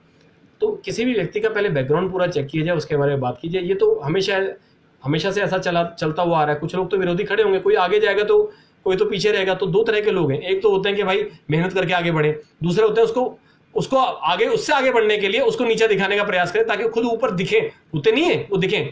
तो खैर, हम जितनी मेहनत करते हैं वो बताने की किसी को ज़रूरत नहीं है। हमने जो कार्य किया है वो भी किसी को बताने की ज़रूरत नहीं है, और हम सारे काम लोगों को दिखा के करें ये भी ज़रूरी नहीं है। जितनी मेहनत हम आपके सामने सारा डेटा लेके आने में करते हैं, मैं आपको दिखाना चाहूँगा एक बार। ये पूरी प्रिपरेशन करते हैं आपके पास आने से पहले। इस प्रिपरेशन में हमें ये ऐसा नहीं आपको लगता होगा आधा दिन लग गया, 1 दिन लग गया, नहीं, इसमें 1-1 हफ्ता लगता है। हमें 1-1 हफ्ता 10 दिन भी लग जाते हैं। और जिस प्रपोजल की मैं बात कर रहा हूँ, कहने को बहुत छोटा सा होगा, लेकिन उसके पीछे बहुत दिमाग, कई लोगों से बातचीत, बहुत सारे विद्वानों से बात करके, चीज़ों को समझ के, बहुत अच्छे से एनालाइज करने के बाद हम आप सबके सामने लेके आते हैं, ताकि कोई भी आपके पास गलत जानकारी ना पहुँचे। तो साथियों, मैंने आज आपका बहुत समय लिया, मैं क्षमा चाहूँगा। बहुत बहुत धन्यवाद। जिस भी साथी को मुझसे बात करनी है, आपके पास मेरा नंबर पहुँच चुका है और हमारी वेबसाइट पर हमने सारी जानकारी दी है। आप सभी साथियों का बहुत बहुत धन्यवाद। कोई भी व्यक्ति अगर पॉलिटिकल पार्टी बनाने जा रहा है, एक बार मुझसे बात अवश्य करना। कोई भी संस्था अगर पॉलिटिकल पार्टी बनाने जा रही है, उत्तराखंड के अंदर की बात कर रहा हूँ खासकर, तो प्लीज़ मुझसे बात अवश्य करना। मैं इसलिए कह रहा हूँ कि मुझे ज्वाइन करनी है ऐसा नहीं, मैं इसलिए कह रहा हूँ कि शायद मैं आपको थोड़ा सा ठीक से गाइड कर पाऊँ। चाहे जो सीनियर लोग हैं उनको भी मैं बोलना चाहूँगा, क्योंकि हमारा काम ही स्ट्रेटजी प्लानिंग का रहा है। जो लोग जिनको नहीं पता है, मैं बताना चाहूँगा कि डेटा एनालिटिक्स मेरा काफ़ी समय तक फील्ड रहा है, और किस तरह से डेटा एनालिसिस होते हैं, किस तरीके से पॉलिटिकल पार्टी को आगे लेके जाया जाएगा, किस तरह से लोगों को जोड़ा जाएगा, इस पे काम होगा। लेकिन जिस किसी व्यक्ति या संस्था की गलत नीयत है, प्लीज़ मेरे साथ जुड़ने का प्रयास ना करें। वन यू की टीम के साथ जुड़ने का कोई भी गलत व्यक्ति प्रयास ना करें, क्योंकि डिसिप्लिन के मामले हम बहुत कड़े हैं। जो भी वन यूके का नाम लेके गलत तरह की बयानबाजी करता है, वो वन यूके का सदस्य है ही नहीं। ये पहले ही मान के चलिए, वो सदस्य है ही नहीं। हम गलत लोगों को अपने साथ रखना नहीं चाहते हैं, जिनकी गलत विचारधारा है, एक दूसरे की टांग खींचने की, बुराई करने की, उल्टे पुल्टा बोलने की, जहर फैलाने की, टांग खींचने की। ऐसे लोगों का साथ हमें नहीं चाहिए। हम चाहे कम लोग हों, अच्छे लोग हों, हम यही चाहते हैं। कम होंगे, अच्छे होंगे, आगे बढ़ेंगे, मिलजुल के आगे बढ़ेंगे, अपने क्षेत्र को, अपने लोगों को आगे बढ़ाएंगे। जय उत्तराखंड, जय हिंद।